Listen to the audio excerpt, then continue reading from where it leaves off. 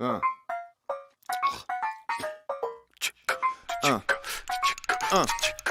Knocked his ass out and kissed him on the cheek. He fucked up just by thinking I was sweet. I run the city, might have thought I wore some cleats. You never heard someone like this upon the beat. Tutti fruity, the booty duty is jury duty. Moody foodies, jacuzzis is filled with bougie booties. All of this money don't know how to count it, man. I think I need a computer. I can't live in deep, man. I live at the funeral. I got no need for a shooter. I'm getting bigger, getting bigger.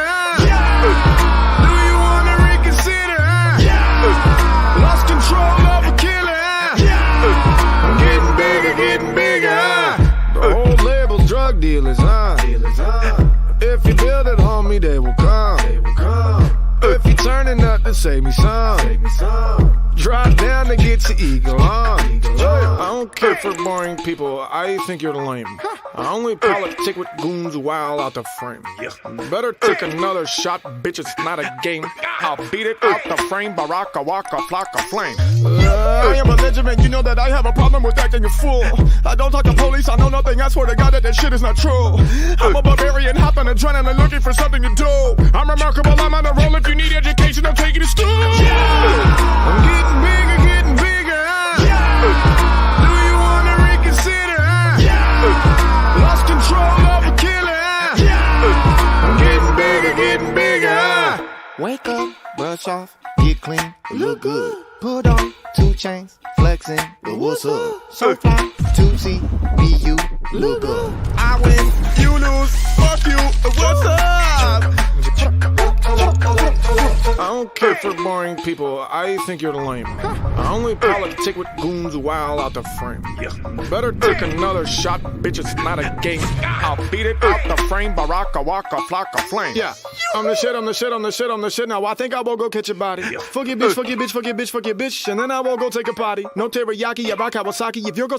You can hop in the shotty. She popping the molly. We'll cop in the squatty. Ooh, still keep loving the body. I'm getting bigger, getting bigger.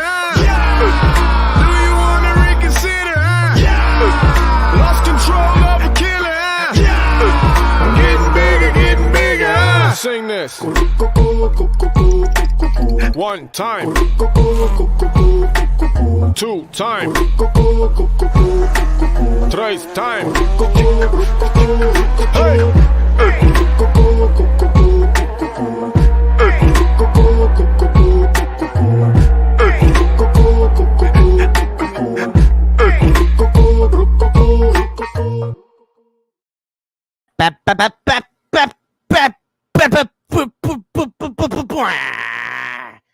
I'm getting bigger, getting bigger. I only politic with goons who wildin' out the frame. If y'all ain't got the idea from the intro of what it is we putting down on paper digitally, then you ain't been paying attention. The intro song, I know some people don't like it. I liked it. I like the guy who does it. I feel like it sets the tone for the cast of Band of Misfits I surround myself with. I thank all of the members of the channel that are affiliated with us in creating this program for you guys. I appreciate all of the subscribers, reaching us over 5,000. It is because of you guys. This channel is one of the fastest growing channels around. We hit it in a 1.5 year mark, 5K, and we still going, getting bigger, getting bigger. Lost control of a killer. Should have put the kid and the boys down when you had the chance. Ain't no stopping the train now. I got the fellas in the back. Gonna bring them up momentarily. But guys, we are excited. We are very excited. And we're very happy, very pleased. You know, we've been growing, doing big things. The website, TFTGnetwork.com. Channel hitting over 5K. Programs chock full up on your days. Wait until the season comes. We got it all planned out. Great content. You might learn something. You will learn something. Finna learn something. Finna learn the hard way. Thank you. Listen, guys. Shout out to everybody in chat who made it. And hit the like button. we're just we're humbled on the real. I'm an arrogant guy because I find it funny. It's the character I like to play in real life and on the show. This is what it is. Don't let the purple jacket fool you, which looks good. Hair's nicely done. Got the tie on. Thank you. But I'm all smiles and having a good time, and I'm happy you guys get it. I'm happy you guys are having a good time with me and with the guys I've brought to bring around me that fit the feel. They're having a good time. And that's what we want to be at the tailgate party that never seems to stop. The tailgate network party that never seems to stop. The fans tailgate for all you guys. We will grow and continue to grow, and hopefully it'll start to compound, and we will just find ourselves bringing you great content all the time, every time, anytime, all the time, anytime, every time. So I'm very pleased by all the work and hard work all the guys in the back have put into it. Again, I found like-minded individuals, and I feel like I found some of the best. And I love everybody in this community, and we continue to grow. But I really am thankful for the guys that are waiting there in the back. I mean, I'm just dumb old cracker boy from South Florida. All right, played a lot of football, know a lot of football. I make no bones about the kind of cat I am. Been a good guy. Never been a bad guy, but done some bad shit. And proud of, no. Worry about, no, I don't care about that either. Live, let live. Always have a full heart and sleep easy, and you'll know you're all good. And when I started this, I had hope that I would find guys and friends out there that would be interested in joining this team, that would see what I'm building, feel like they had a part, and, work it out. And we have.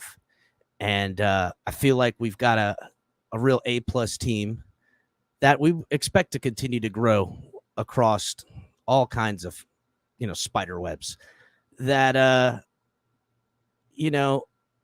because of you and the audience, you guys have really just taken to the idea. You see the vision, you see what we're trying to do. And I see you guys in chat, and I don't get to call out every single, chat and everything like that, but I see you guys and I appreciate you guys.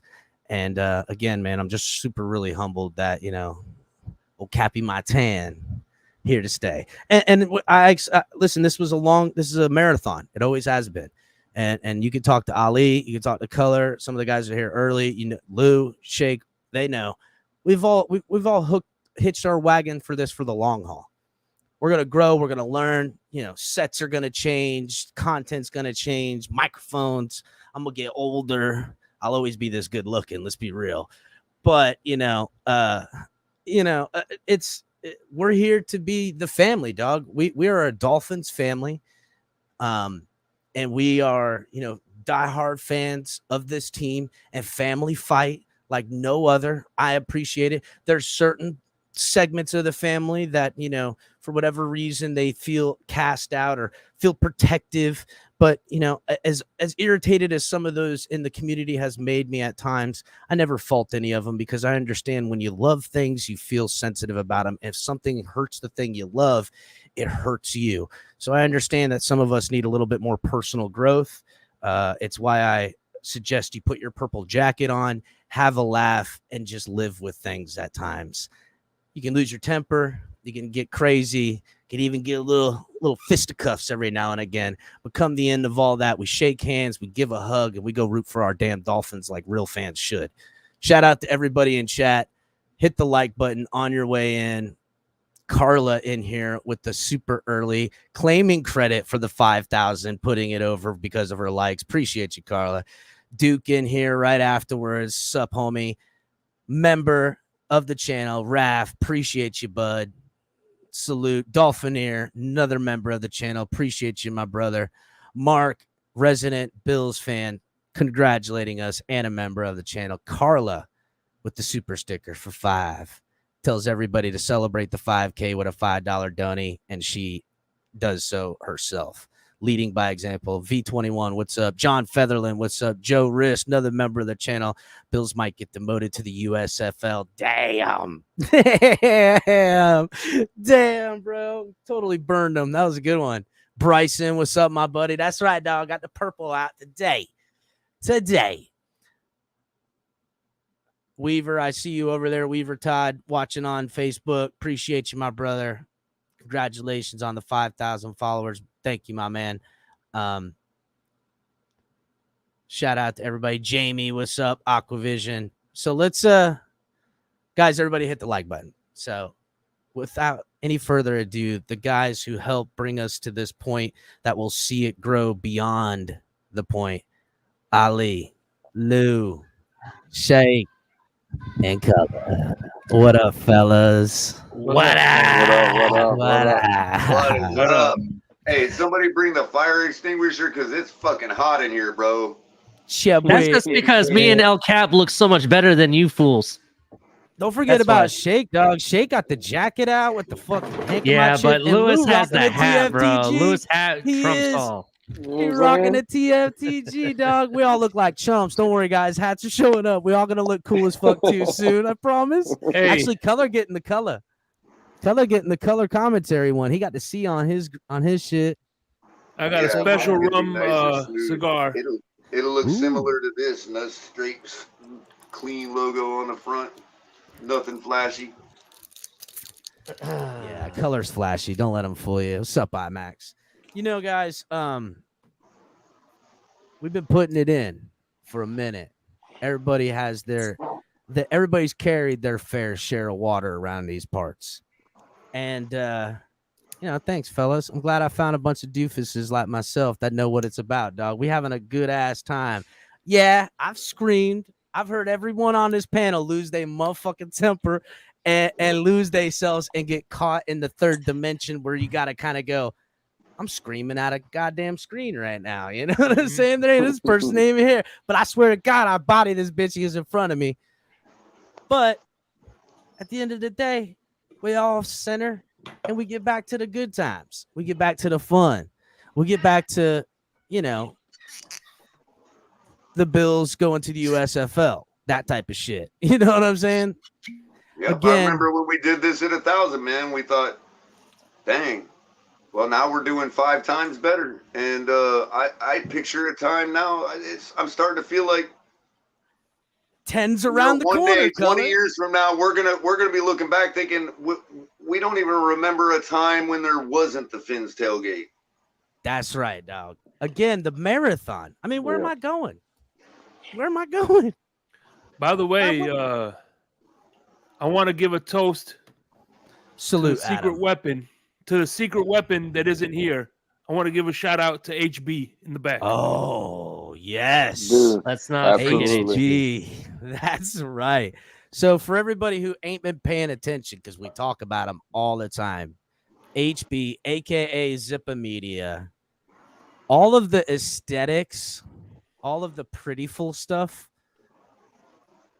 you can thank him. The website, a lot of the thumbnails, the intro videos, all the shit that makes us super digestible. Let's be real. I mean, y'all didn't think I was that good of a graphic artist, did you? Nah, and listen, nobody's making any fucking mistakes thinking I'm doing that shit. I think we all know Ali's got his finger in the pie a little bit, but I'm just saying, HB has miles over me, man. Don't try to sugarcoat it, but I'm just saying. And listen, HB is the man.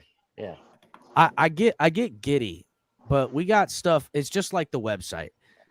That website has been operational for a while, but we slow rolled it out, worked out the bugs. So now this thing can, be what we think it can be. There's going to be articles. There's going to be gear. There's going to be addition of swag that we think you guys are going to want. Lou talked about getting a cooking folk fucking apron. You already know. That shit's coming, dog. That shit's coming. I don't give a damn. That shit is coming. We just designed it backstage. I'm gonna get with HB about it tomorrow, and this bitch is on that website. And we want it to be even interactive in what we're talking about with a lot of this stuff here. Like we're TFTG to us is a service industry. we do this for ourselves and for y'all.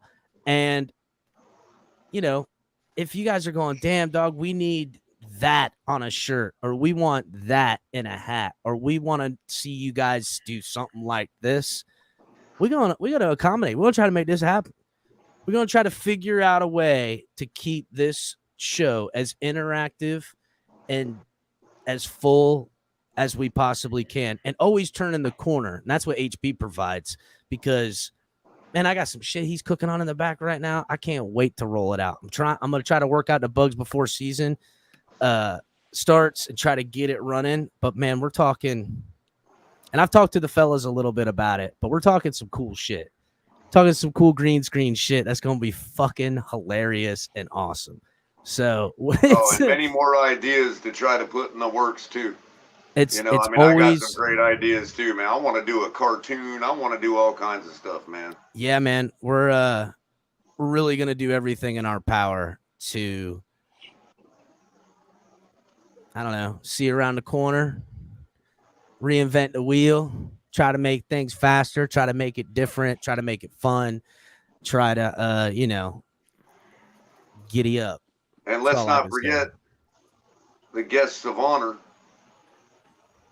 You guys, the audience. Absolutely. Man. You know what I mean? 1,000%. You can ask these guys. There's a couple times, within the last year, I'm straight ready to walk away, man. Can't. And if I didn't have their encouragement, if I didn't have you guys showing up every day telling me to keep talking to y'all, I wouldn't be doing this right now. And listen, you guys give me encouragement every day to keep on going. So it has its taxing moments, and they come. It's a drain, especially when like you really want to have something to offer too, and then even just running the panels will drain you. But and not everybody's gonna like it. And no. I want everybody to like everything we do here. Well, that's why we got a bunch of us doing a bunch of different shit.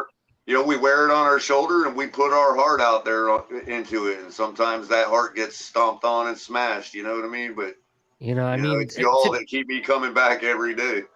That's absolutely true, Color. And here's the reality of it.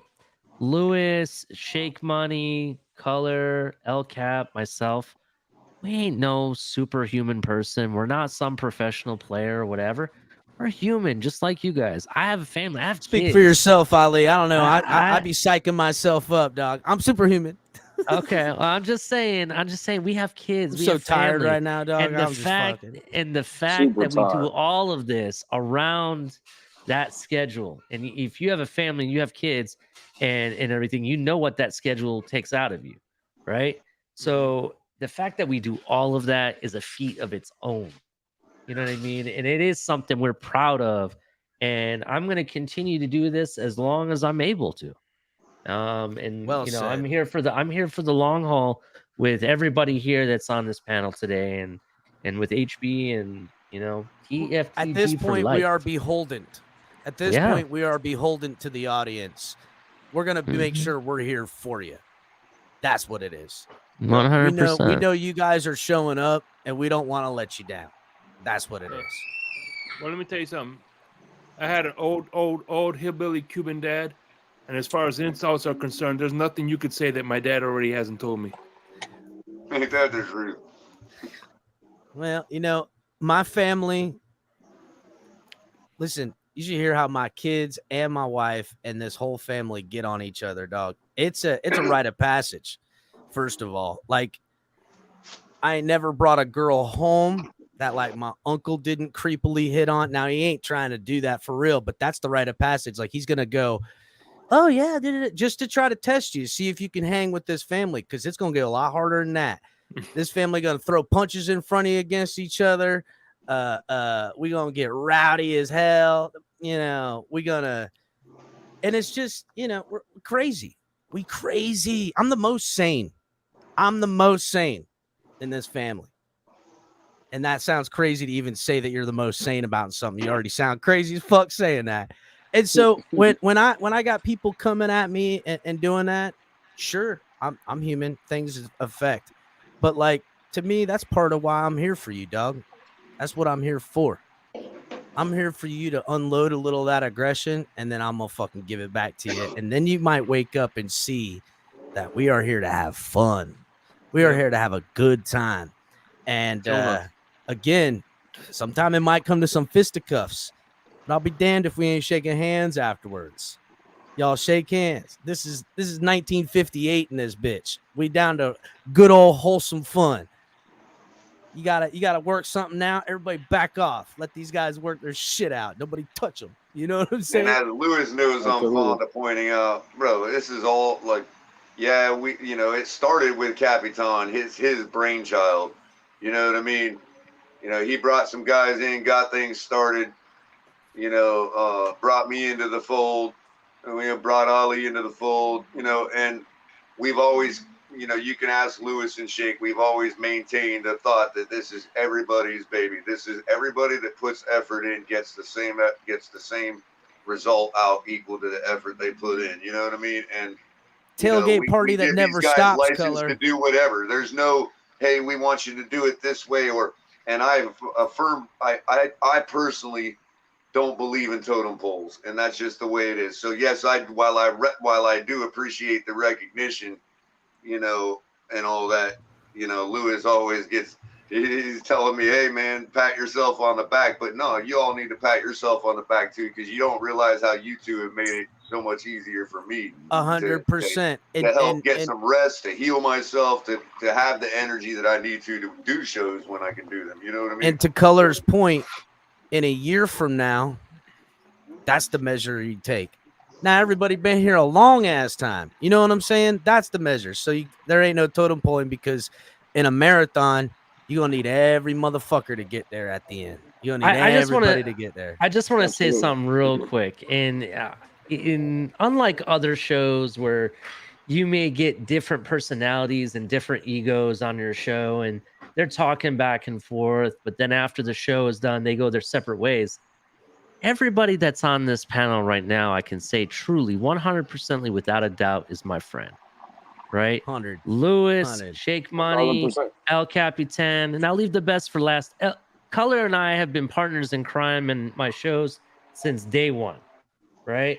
And I always will have Color's back. Now, sometimes we bump heads every once in a while, but I love when Ali and Color go at each other. That's 5 minutes later, you can ask Color, and he can attest this. 5 minutes later, I have him on the phone as if he's my big brother, bro.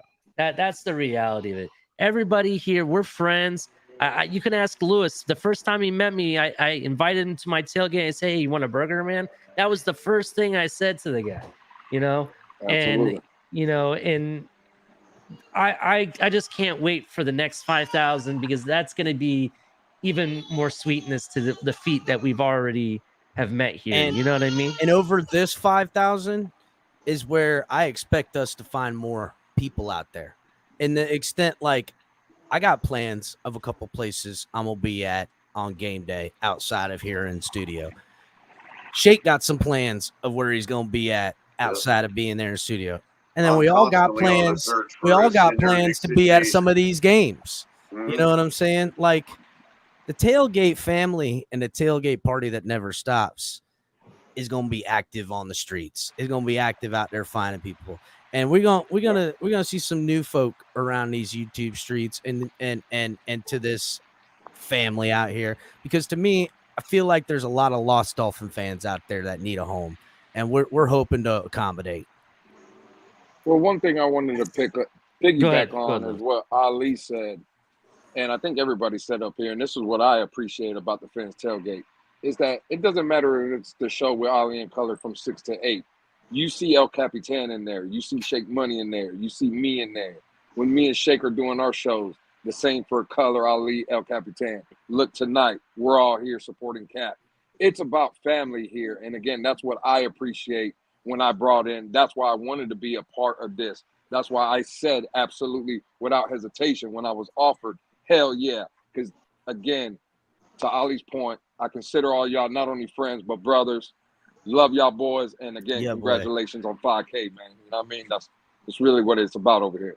100%, bro. Shout out to Doug coming by and congratulating us off to 10K. Appreciate you, Doug. Yeah, Doug's been a lot, great Doug. friend of the program. Absolutely. He's been. And if you haven't, I mean, if you're not one of the 30,000+ already that's subscribed to this, gentleman, get over there and do it right now. Straight he's up, over. man.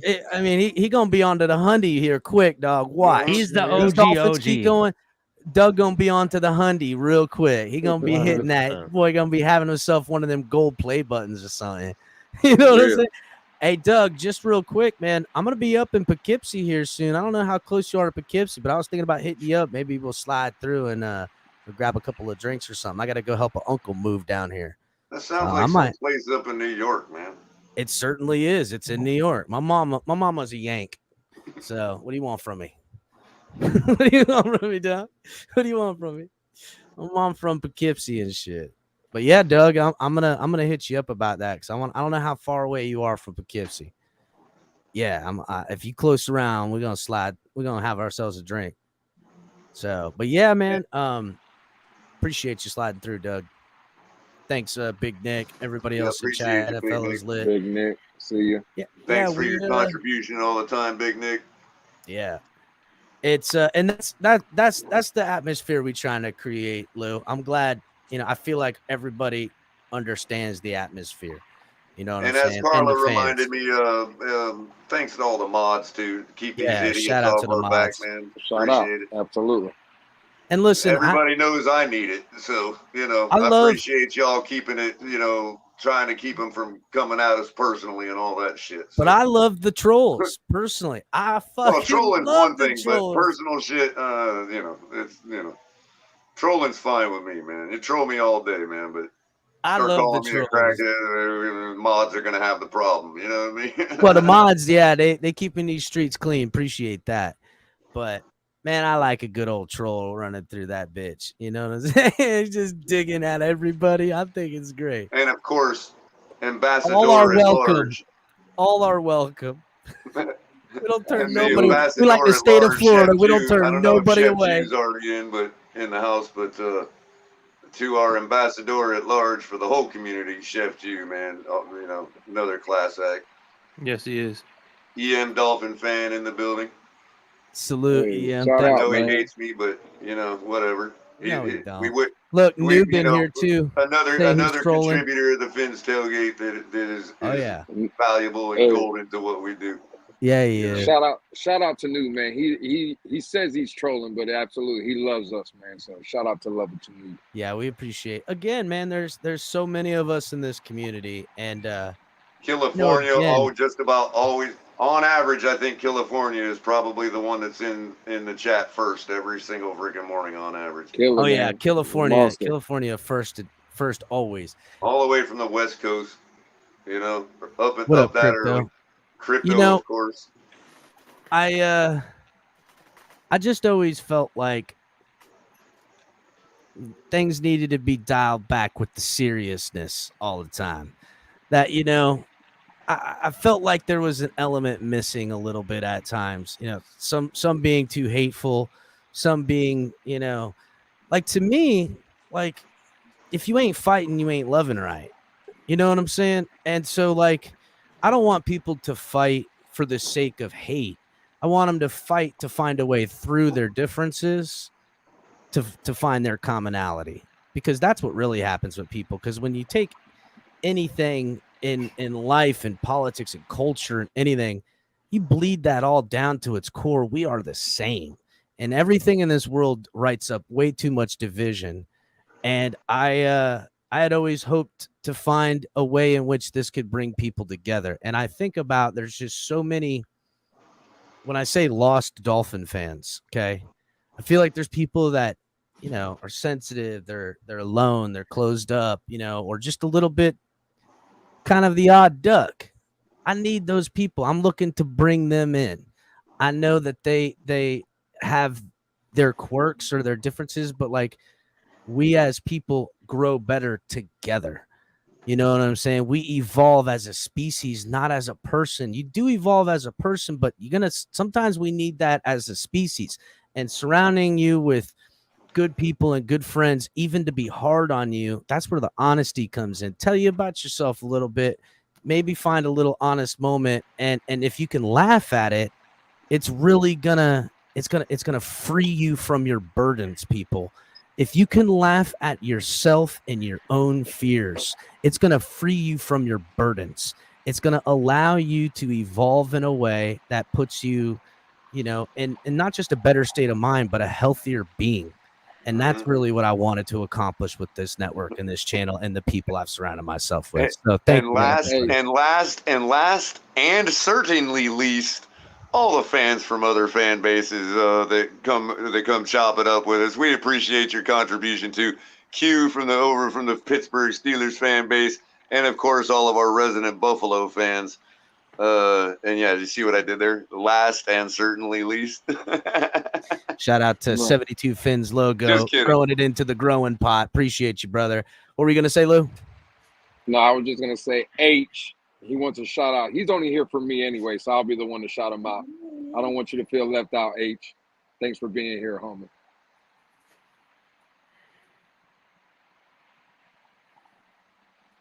But Shit. I don't know, man.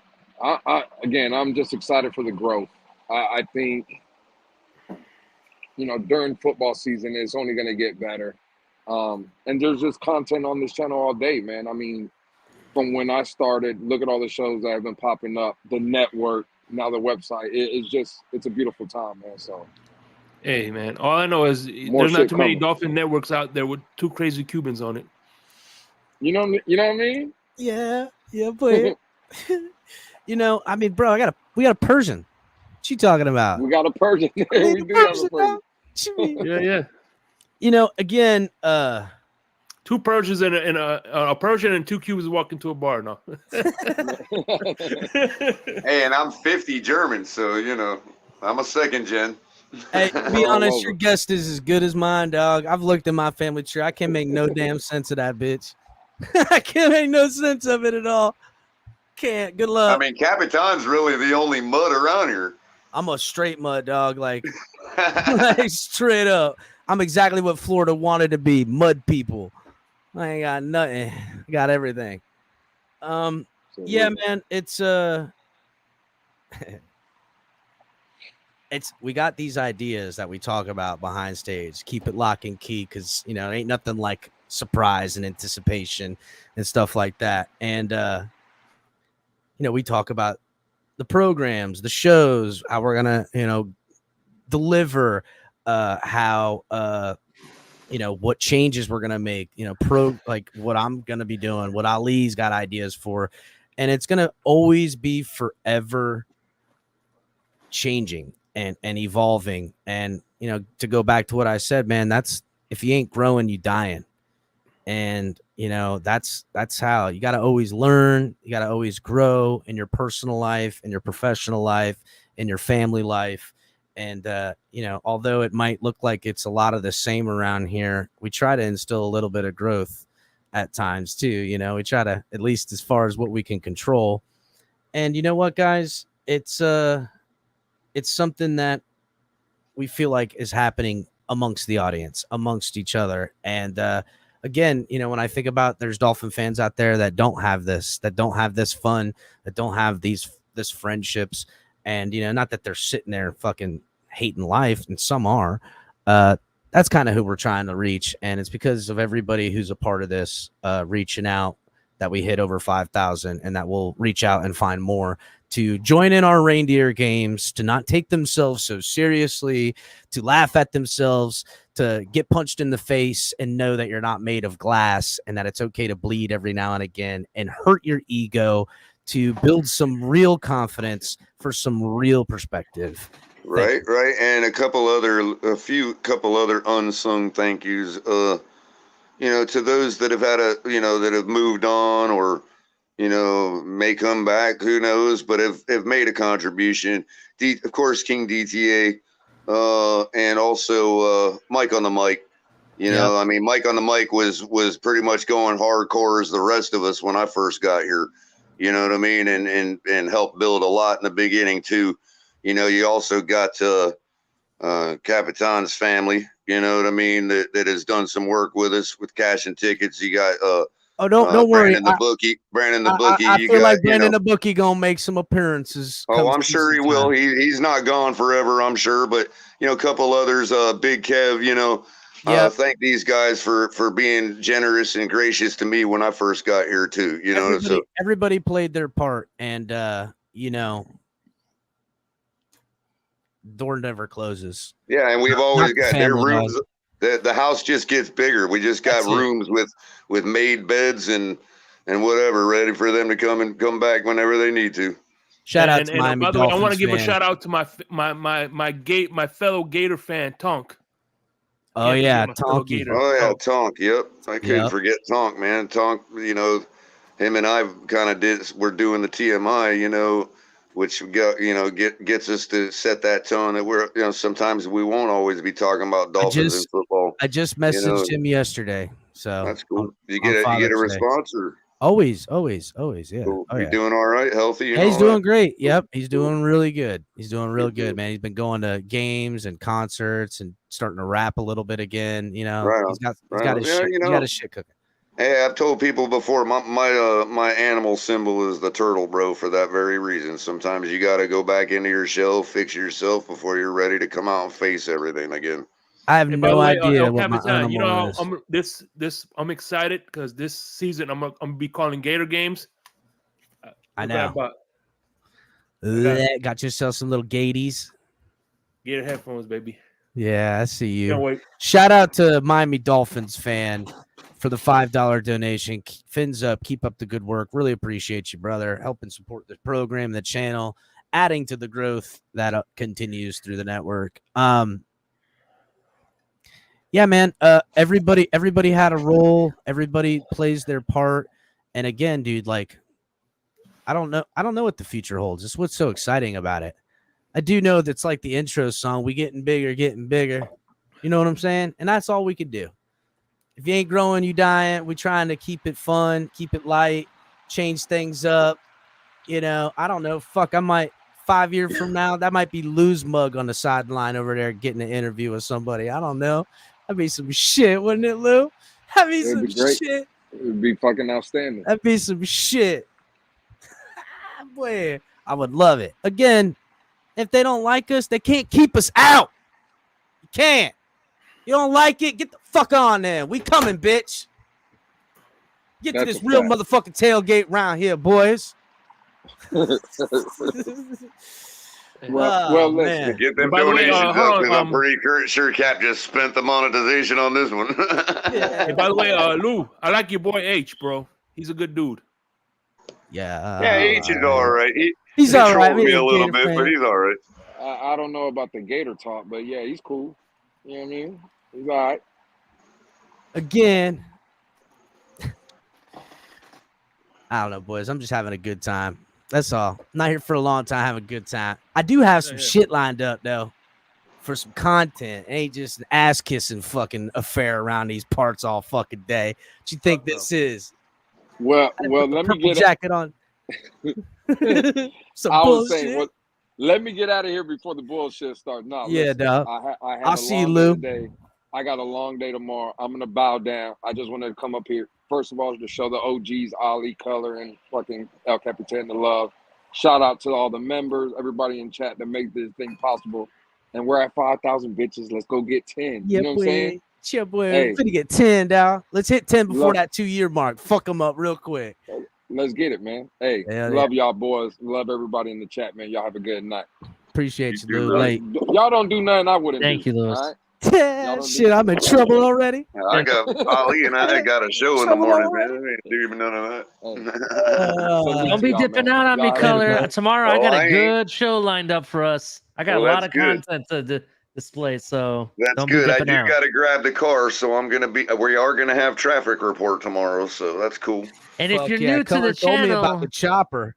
And if you're new to the channel, just so you know, check out our morning show from 6 a.m. to 8 a.m. Monday through Friday.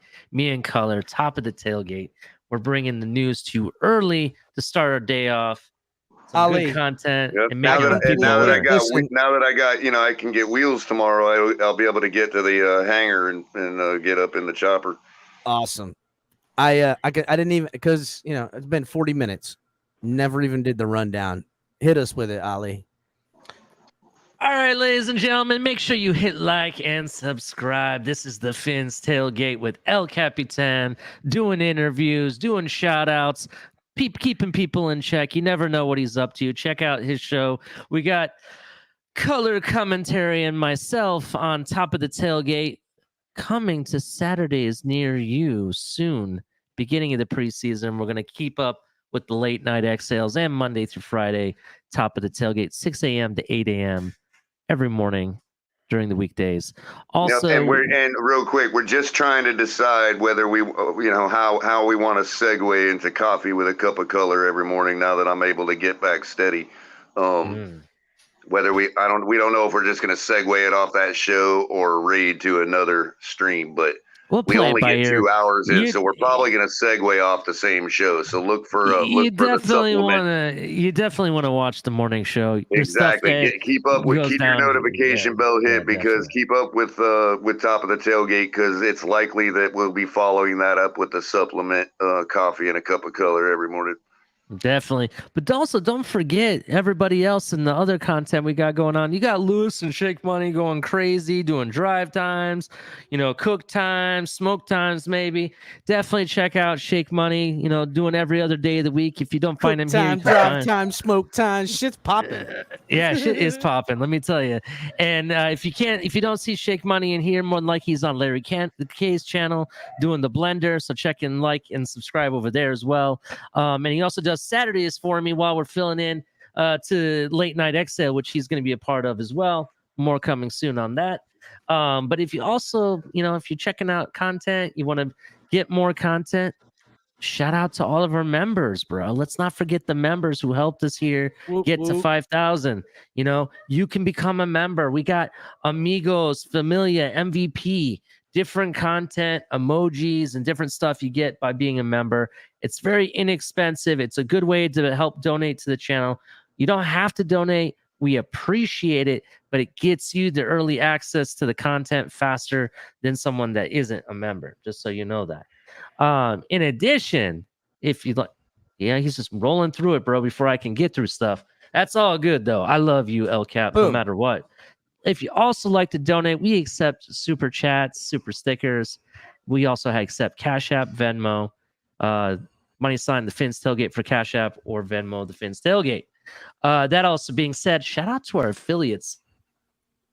New seasons, new gear. Show the world what it means to be a fan in 100% authentic gear. Fanatics, officially licensed everything. That's right. Check out the link below in the description. Fanatics has officially licensed gear, everything from the draft hats I wear to my custom jerseys that I have, to everything, not just NFL, not just Miami Dolphins, pretty much every sport. They have officially licensed helmets, signed memorabilia, the whole 10 yards. Use the link below. It helps out the channel. They always got some good deals going on. Also, shout out to Backroom Collections. If you like some cool canvas artwork for the Miami Dolphins or other sports, they also do custom stuff. You can hang it in your man cave, sports room, place of business, office, doesn't matter. You can even hang it in your bathroom if you really wanted to. Check out the stuff they got. You can save 10% off of your purchase with using code TFTG at checkout. It's family owned. Backroom Collection, shout out to them being an affiliate. And also, let's not forget W Energy Drink. W Energy Drink has various different flavors and supplements that they provide. Their supplement claims to not have a lot of the artificial sugars that are harmful to the body.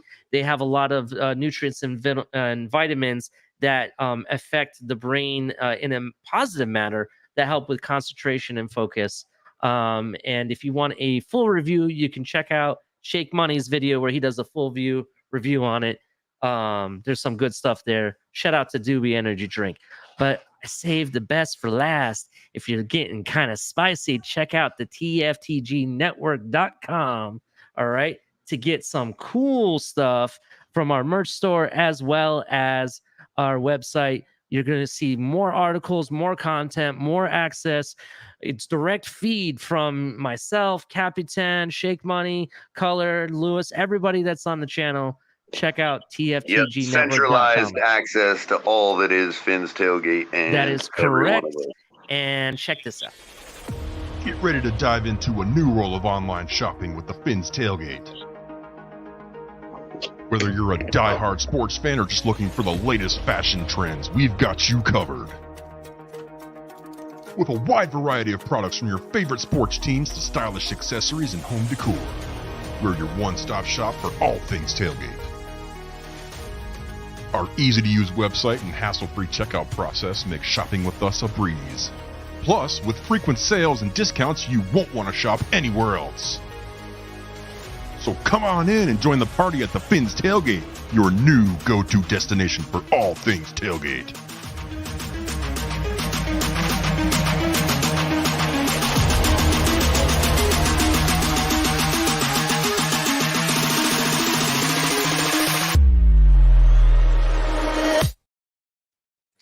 Shout out Chia to boy. TFTG. That's right. Yeah, I was boy. waiting for it to pop at the end. So yeah, man, we and new stuff to come.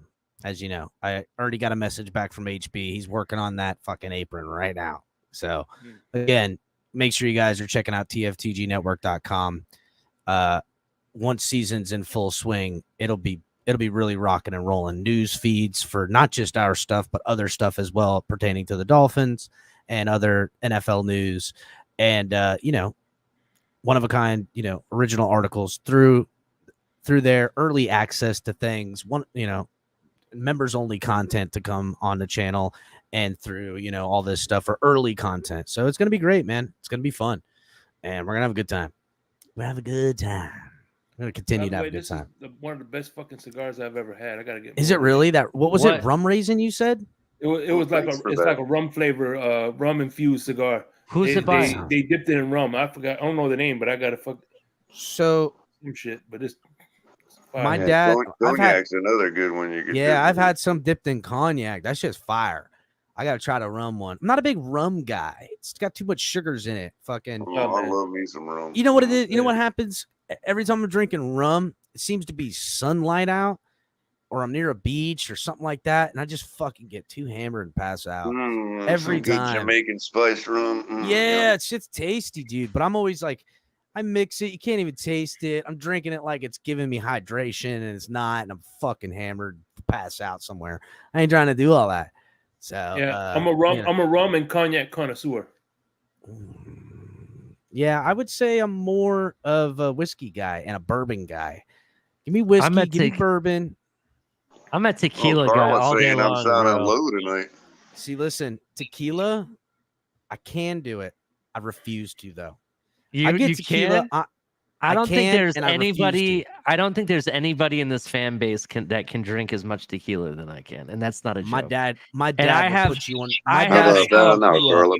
Bro. I'm not blowing smoke either. I have some crazy Mexican friends that will back me up. That will say that there's nobody that can drink tequila like this guy, and that's not a joke.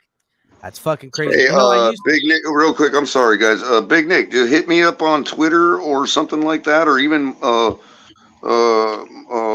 one night next time you're on stage, we could talk backstage if you want, or find some other way to communicate. Yeah, I'm absolutely down to do something with you on that.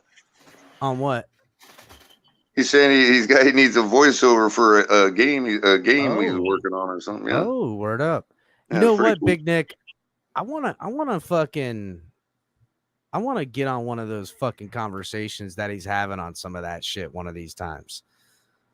For real. I hear, when he's going over judiciary stuff, I find it very interesting. Oh, you talking about on Big Nick's channel? Yeah. Oh, that's good stuff, man. You know what I mean? By the way, he's doing it, bro. He's doing audits the right way. He learned about it. He didn't just go out there in the street with a camera and start instigating stuff. He learned about it, and even with knowing how to handle yourself, he's still been arrested like 6 times, I think, or something. He was saying the other day. It's crazy. Yeah, he got arrested. He got acquitted 6 times too. Right, but exactly because he's doing it the proper way. He's holding accountable the right way, and hence the channel's name, Big Nick South Florida Accountability. And I have complete respect for that because I ain't always been treated right by law enforcement either. Hell no, dog. Me Forget neither. skin color. You know what I mean? They don't treat none of us right. Sometimes I've deserved the treatment I got, but sometimes I don't think fair so. enough. But I don't like the profiling, trying to infringe on my motherfucking rights. And I'm not trying to say there ain't bias. I'm just trying to say that, some of us get it too. And because it's along other lines sometimes, you know what I mean? Don't get mad at me because I know the law and ain't going to let you perpetrate some shit on me. Hey, by the way, El Capitan, Larry K, he does this podcast. It's called Larry and Logic, which is kind of a political show. And he said he wanted me to come on one because he's gonna do one about Florida, whatever.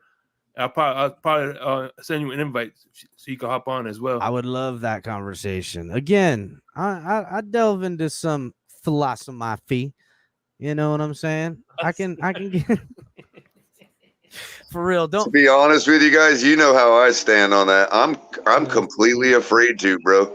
I figure I'd just be shut down right away, bro. man. Fuck out of here. Tell me I can't even handle dolphin content without people coming at me, bro. I can't even imagine if I got into politics, man. Jeez. But I tell you what, that show I did with Big Nick in the blender, that was a very I love the opening dialogue that I did with him. So if you missed it, check it out.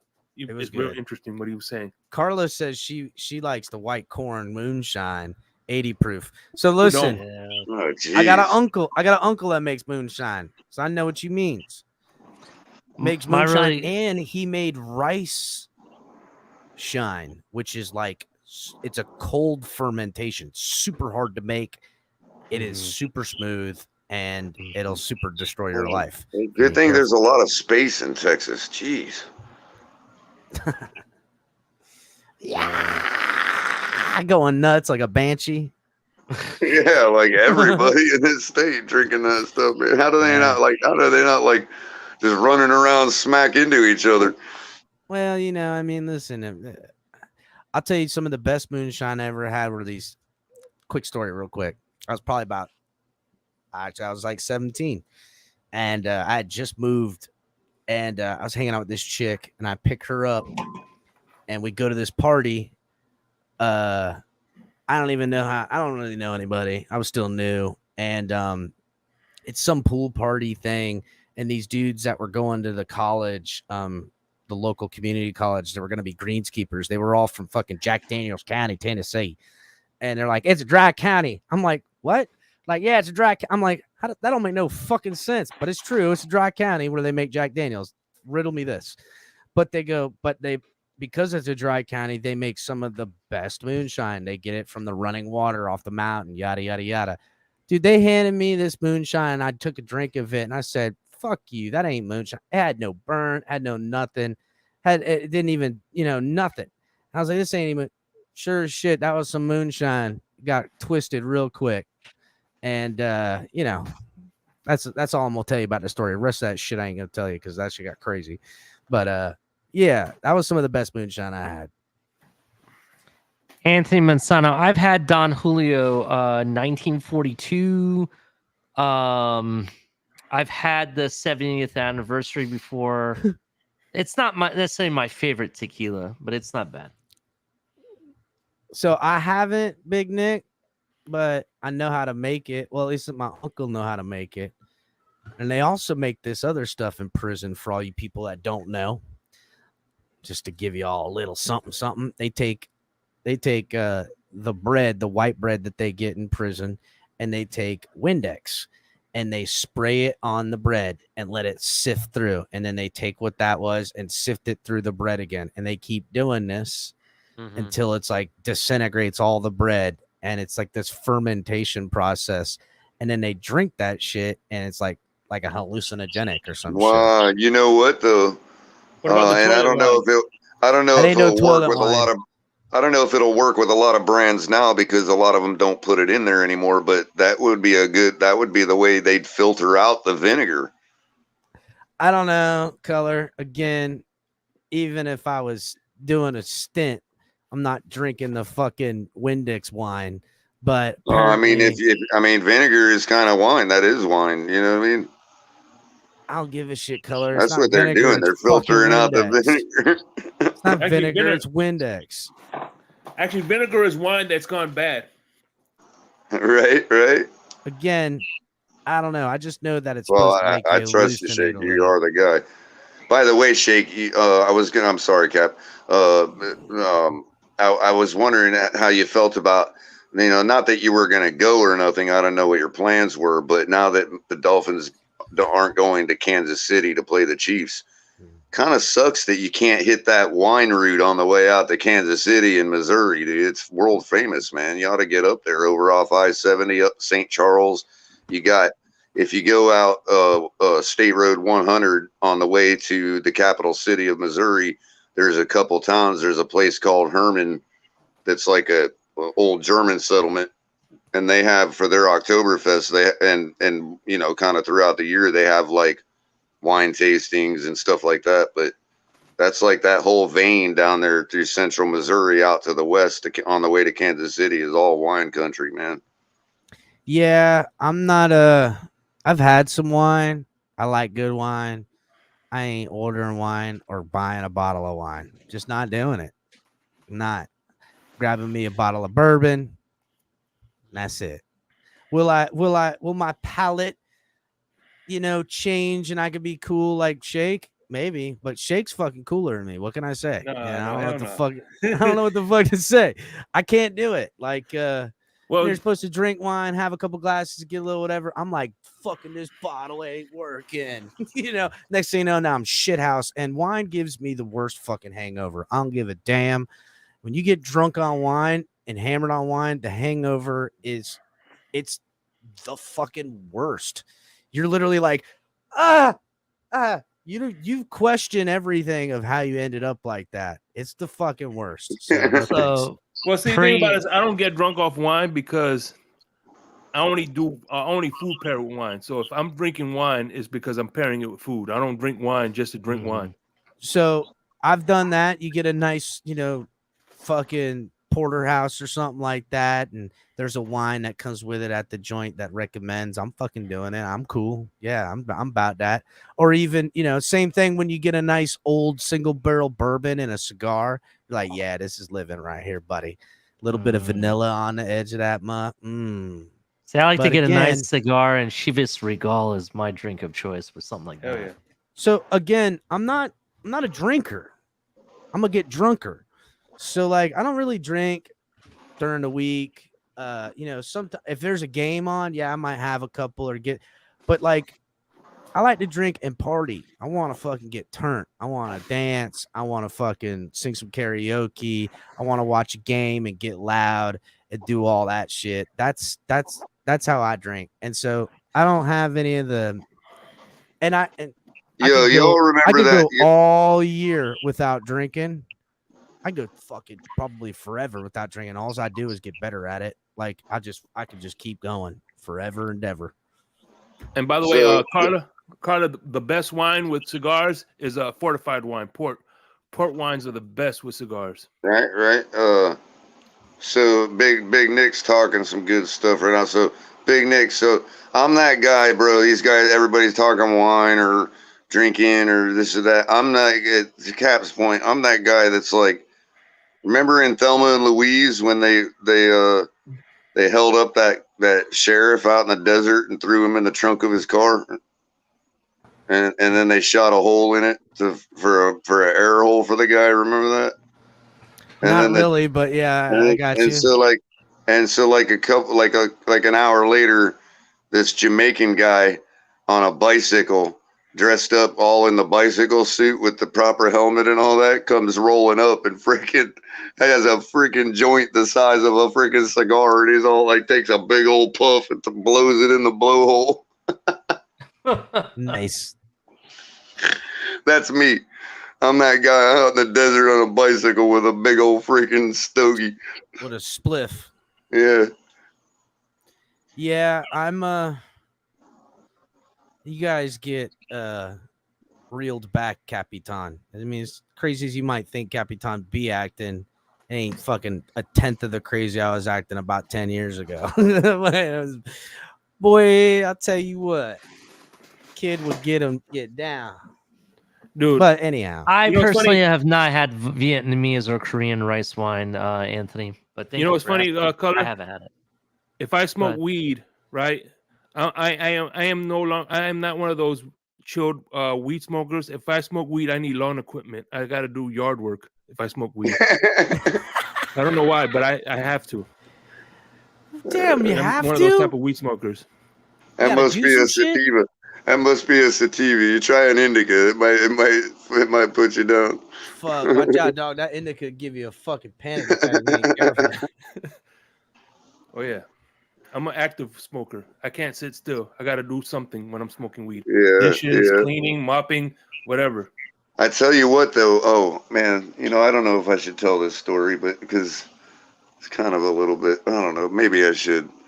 Because it's fucking. I mean, nobody's gonna believe me, bro. I don't know. Maybe I shouldn't tell it, but so I hiked the Grand Canyon, right, from one rim to the other, and it took like 6 days, and I ran out of. Hold on.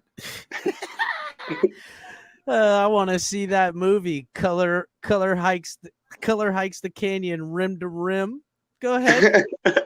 Sounds like a porno.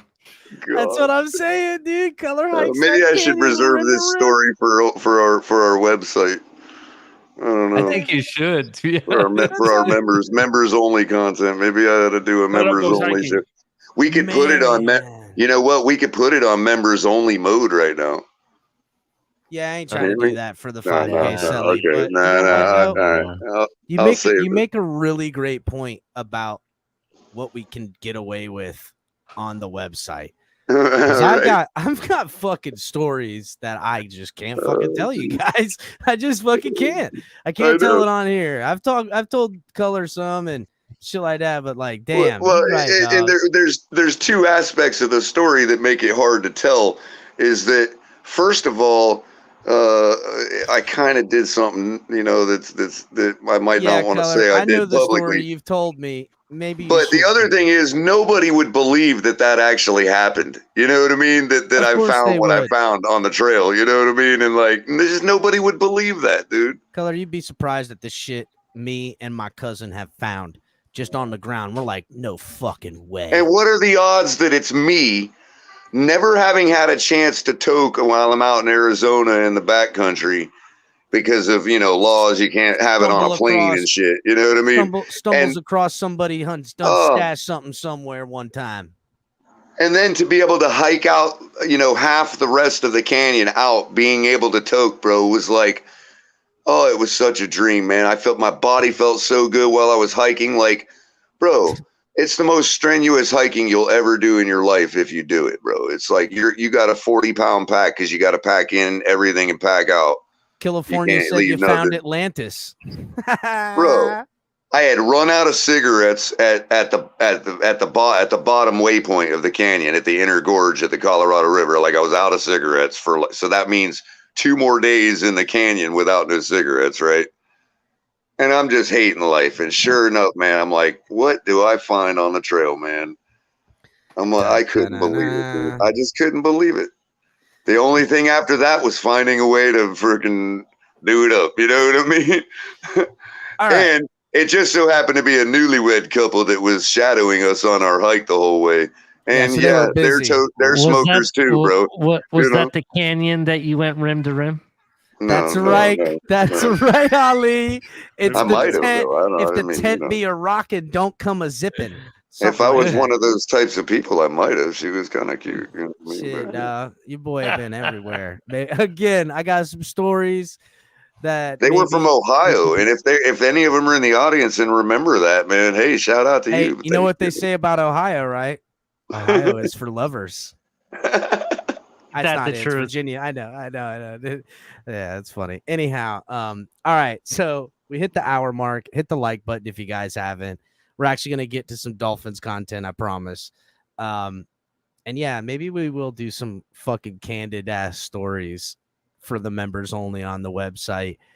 That is a great idea for content, a little bit more intimacy. And also, I'm hoping that the website can allow people who don't want to be seen publicly. in a smaller, more closed forum, or heard talking, or their opinions, or just engage with each other or this panel, or they want to personally engage with Lou or Shake or Color or myself or Ali, that we can help accommodate that with some of these closed sessions that we'll be hosting on the website. That'll be real great. Appreciate you, CB83. Thanks, man. And by the way, thank you. On the website, I want to tell you guys about I grew up with my best friend. He was in a wheelchair. He had an electric wheelchair, right? And I used to ride on the back of his wheelchair all the time. Me and him would get drunk. That's one of the biggest perks of having a friend like that, Shake. Yeah. Let's be fucking real, bud. Yeah, we used to get drunk at the flea market. I'll never forget. We were driving home, right? And this motherfucker. Wait a second. Are you saying your boy had a DUI? Go ahead, continue.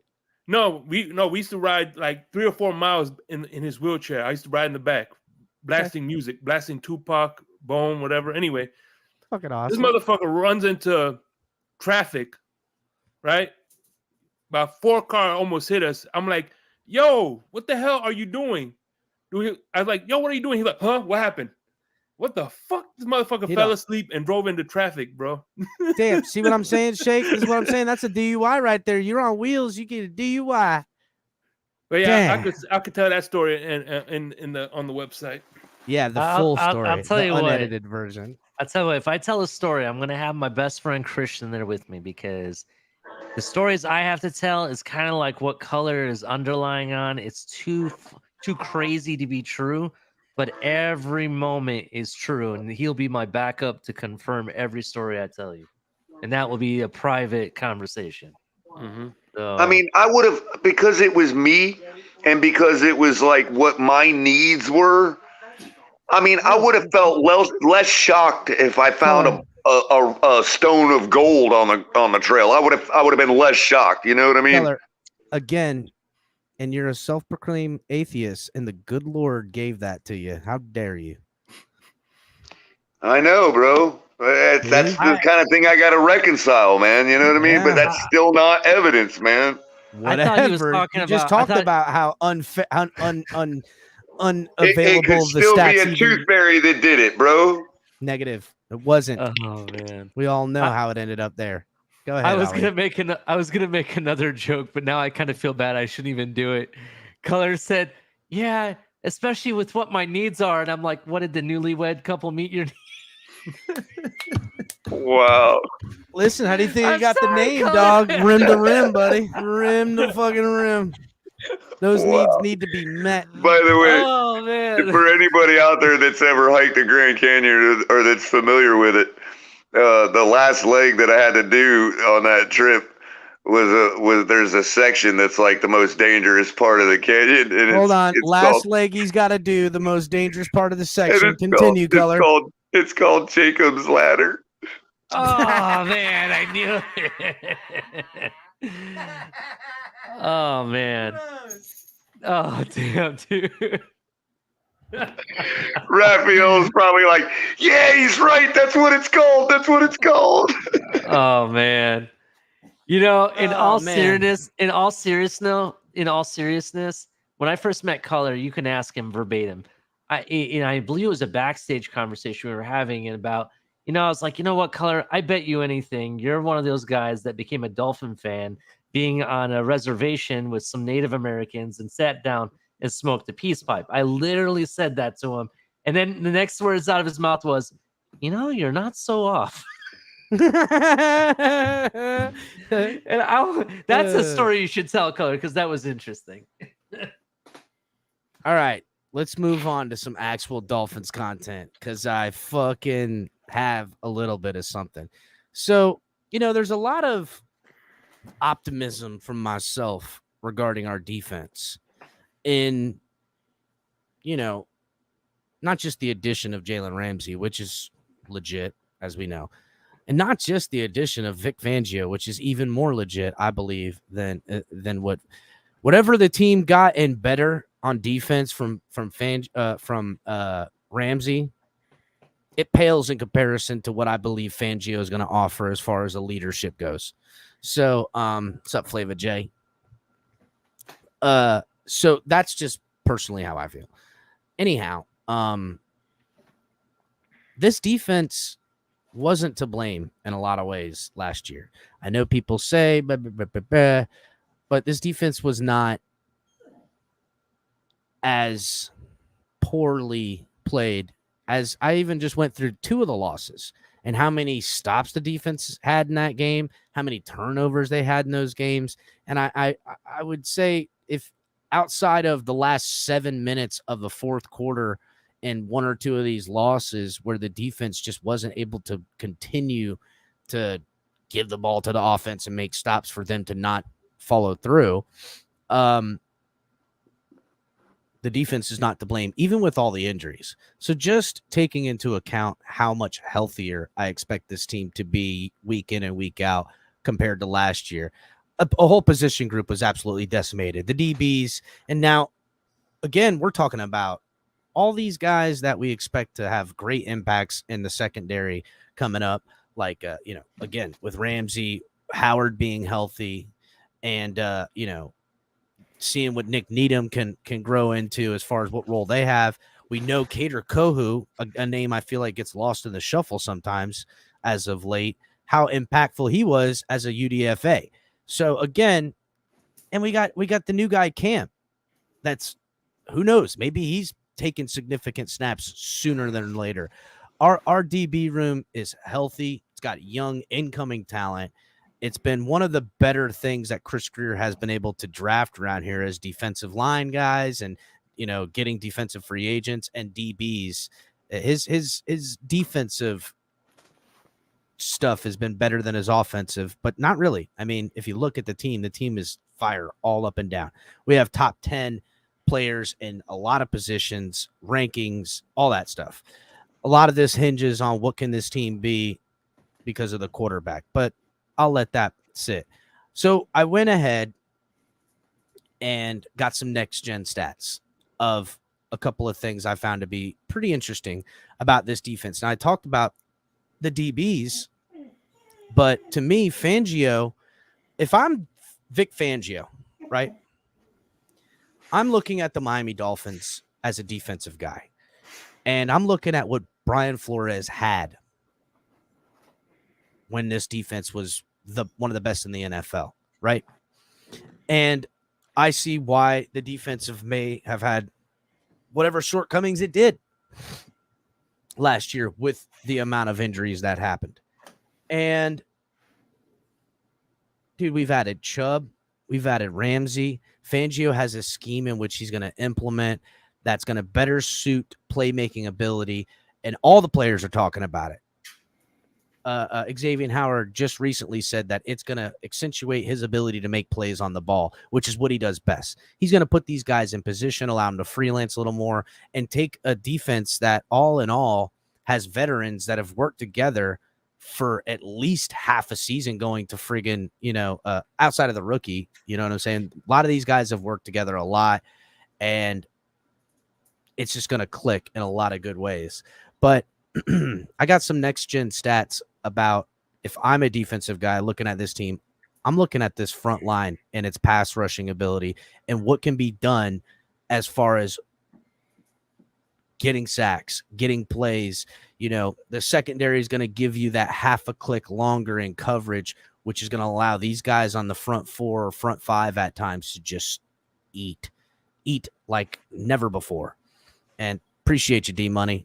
And I've got some next-gen stats here, and I'm looking up this thing. It's NFL pass rushers, run stopping, blocking leaders, win rate rankings for top players and teams. So last year in 2022, the highest pass rush win rate from an edge defender, and this includes like outside linebacker and stuff like that, was Micah Parsons. He had 30% pass rush win rate in the NFL. Behind him was Hassan Reddick with 28%, which is crazy because I remember when Hassan Reddick, people were talking about him just not winning or not looking good, and the guy made a real good resurgence with Philadelphia. Myles Garrett, who's been hitting about 27, 28% year in and year out since he's been around, he got 27%. But down in fifth place, tied for fifth, tied for fourth with Trey Hendricks, because Trey Hendricks had 24%. Jalen Phillips, 24% pass rush win rate. And just below him, Von Miller with 23, but tied with Von Miller at 23 is Bradley Chubb. So technically, because of the ties, the Dolphins have the fourth and the fifth, or fourth and the sixth rated pass rushers already on this team. In a defense that we know quarterbacks were able to sit back a little bit and find open guys downfield because we were decimated in injury. Now, to go, what is a pass rush win rate? Right? What is a pass rush win rate? So let's see. They have these. I found an article. Let me see if I can find it. That goes into this statistics and measurements of what is the pass block win rate, what is the pass rush win rate, and why it's a good detail. Let me find it.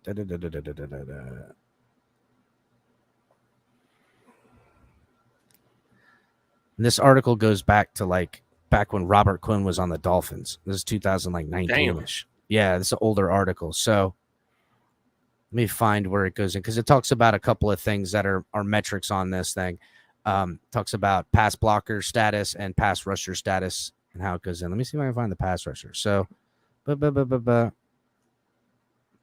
okay, our pass blocking and pass rush metrics. Okay, so here we go. What's new in 2019? There's pass blocking win rate and pass rushing win rate versus here's the pass. Offensive line are going against each other. Defensive line is going against the offensive line, and who's winning these rates and how do they measure these metrics? So our pass blocking and our pass rushing metrics have been in use for more than a full season now. This is dating back to 2019, and we've learned a tremendous amount since we rolled out the initial version. This is one of the first major projects using player tracking in football, and much of our efforts are quite experimental. Although we are thrilled with the initial results from our metrics, we have made a number of significant improvements in 2019. Hold on, let's see.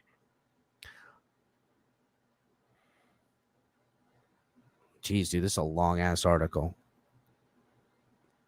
How our metrics work. Our metrics rely on players tracking data from the NFL Next Gen Stats, which offers a complete data starting all the way back in 2016. So when they rolled this out in the 2018 season, they had gotten the data back 2 years to try to have a starting point when they rolled out for 2018, made then checks in 2019.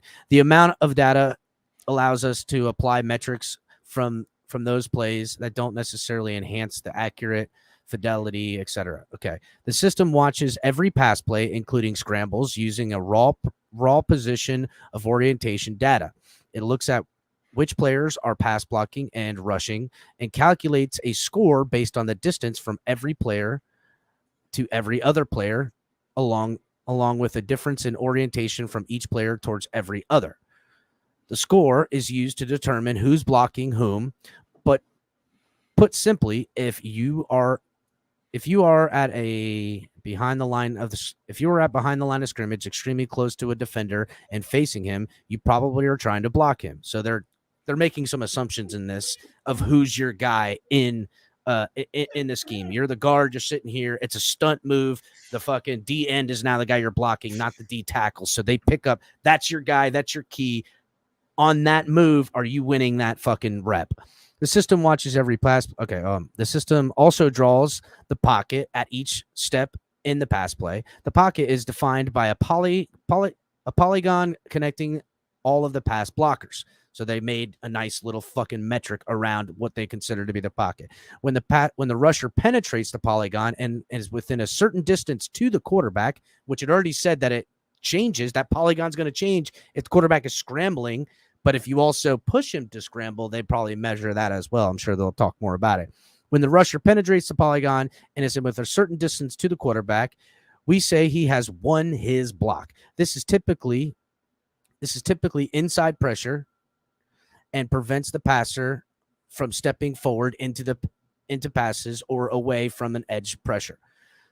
Block wins, so on the offensive metric of what we're going to talk about here, on the edge and the other situations are determined when a rusher becomes closer to the quarterback than who he is blocking and with blocking him, and he is within a certain distance. We exclude long distances because there are often cases where the QB had rolled out far in one direction and beaten a block in inconsequential to the play. So they don't take where a quarterback's rolling out away from somebody and hold that against them.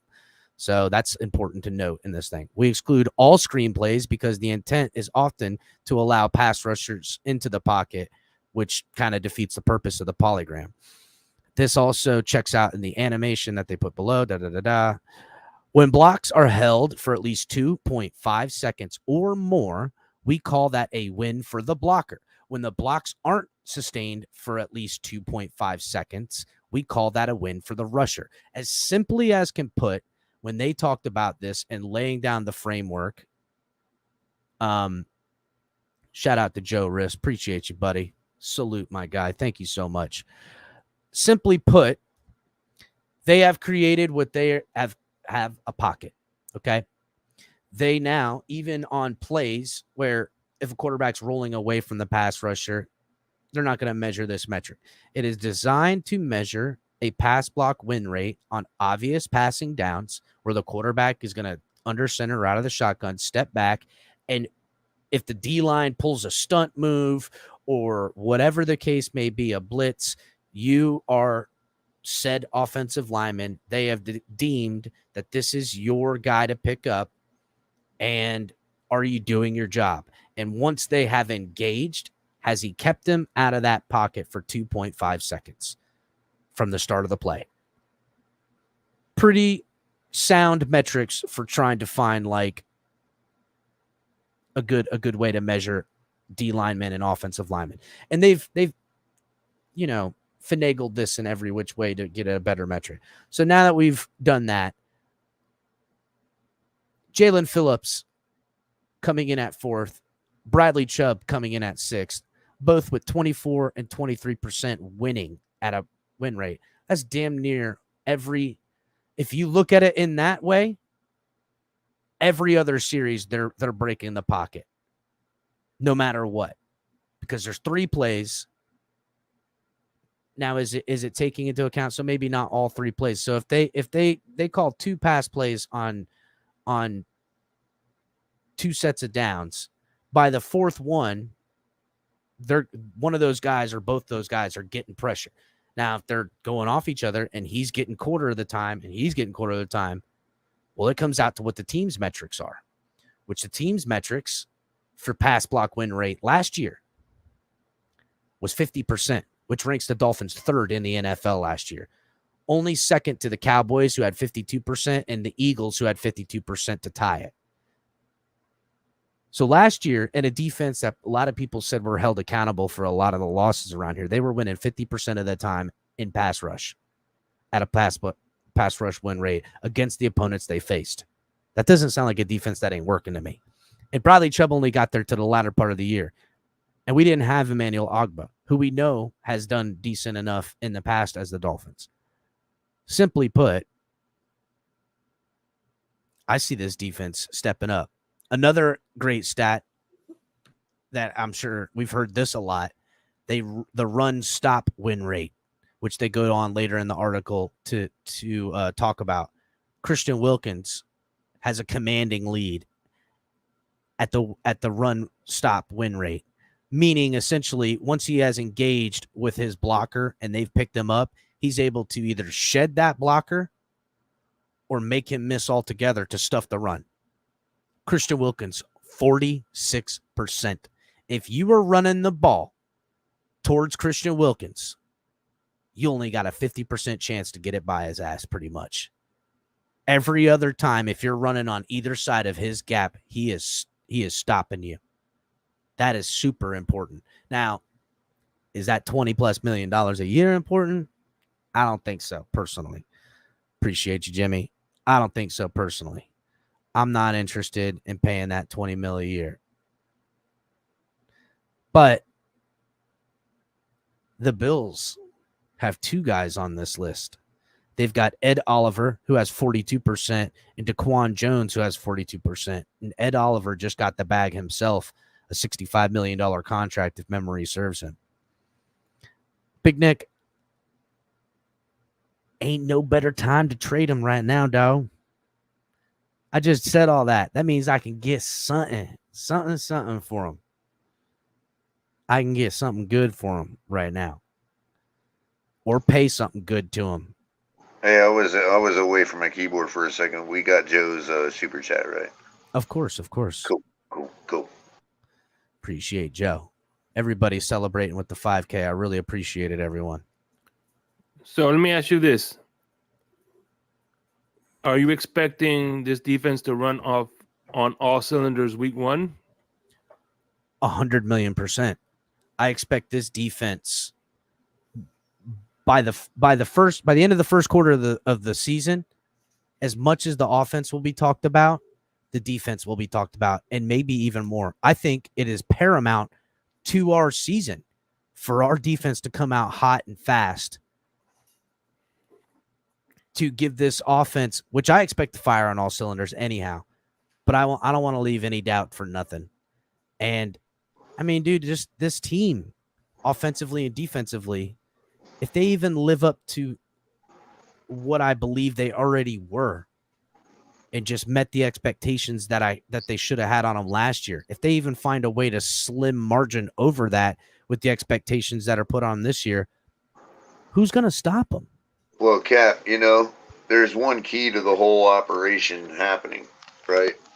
Because if you really look at the big picture, last year, our biggest problem was our road defense. And the disparity was so bad that, look, we were holding opponents to 15 or 16 points per ball game at home, right?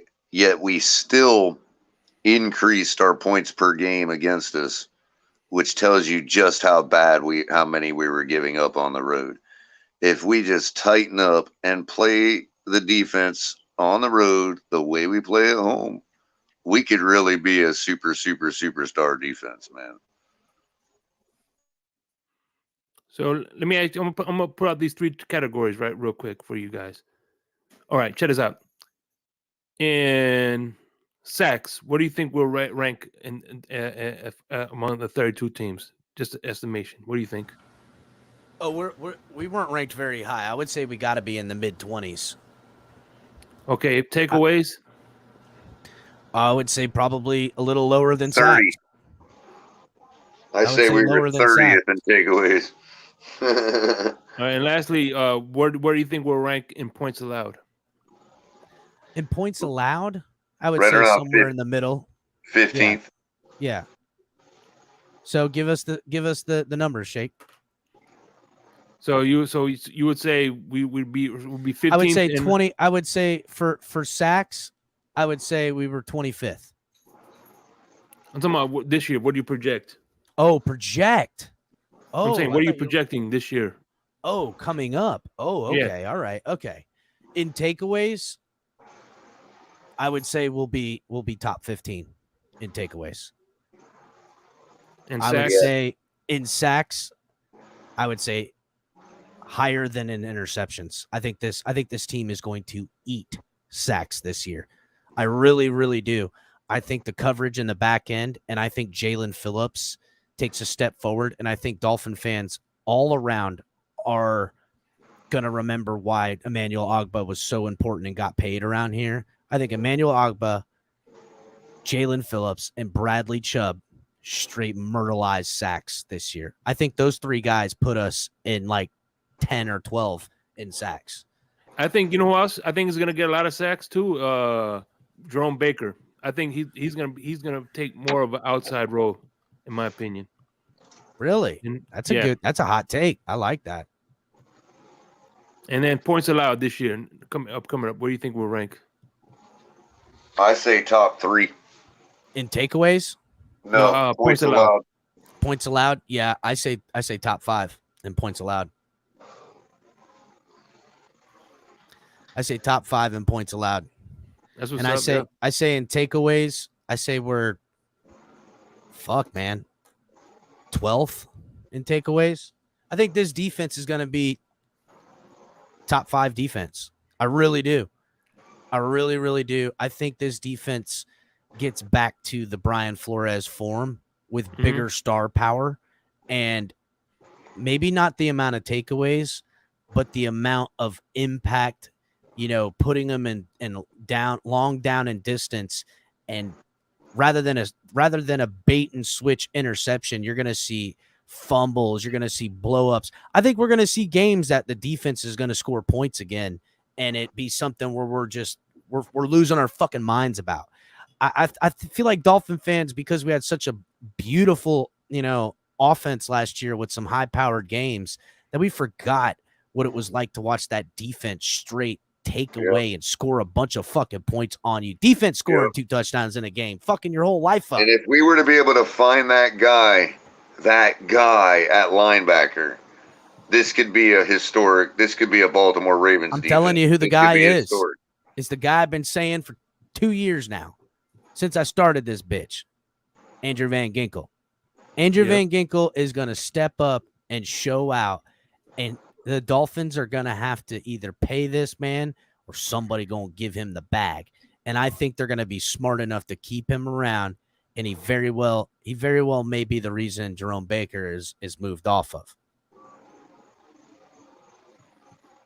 I mean, I think we're starting to talk like, defense levels, like when we were competing with that Ravens defense with Zach Thomas and Taylor. People forget we were 1-2 with the Baltimore Ravens back then. It was us that was neck and neck with them when they had that historic defense. That's true. That is true. As bad as we were on offense and as little as we were winning, we had second-ranked defense for a lot of those years that the Ravens were number 1, and we were always trading in and out with them throughout the season at 1-2. Well, let's be real. Miami, we were a running team on offense. We were a passing team on offense, but we were always a feared defense. Always. It has been the linchpin of what this organization prides itself on. Well, yeah, every time that we've been excited throughout our lives, like, between you, me, Shake Cap, I think we're all similar enough in age to remember back far enough to remember increments of time when we were actually making decent, noise. And every time we had knockout defense. You go back to 72 with the undefeated team. You go, you could argue whatever. Dan Marino takes the league by storm. But even when, in the early 90s, when we started to get successful again with Marino, when we were going up against Buffalo all them years, our defense was top notch, man. Mm-hmm. And again, even throughout 94, 95, you had Troy Vincent with how many interceptions in one game? A couple of them for going for touchdowns, in a playoff game against the Chargers. You know what I mean? You got, again, the defense I was referring to in the 2000s, where we're neck and neck with that Ray Lewis Baltimore defense. I mean, look, that's what we do down here, man. It's hot. It's to our advantage, and we train in it, and the other guys don't. And that's just how we win. I want to see those days come back to that type of football team, personally. That's what I want.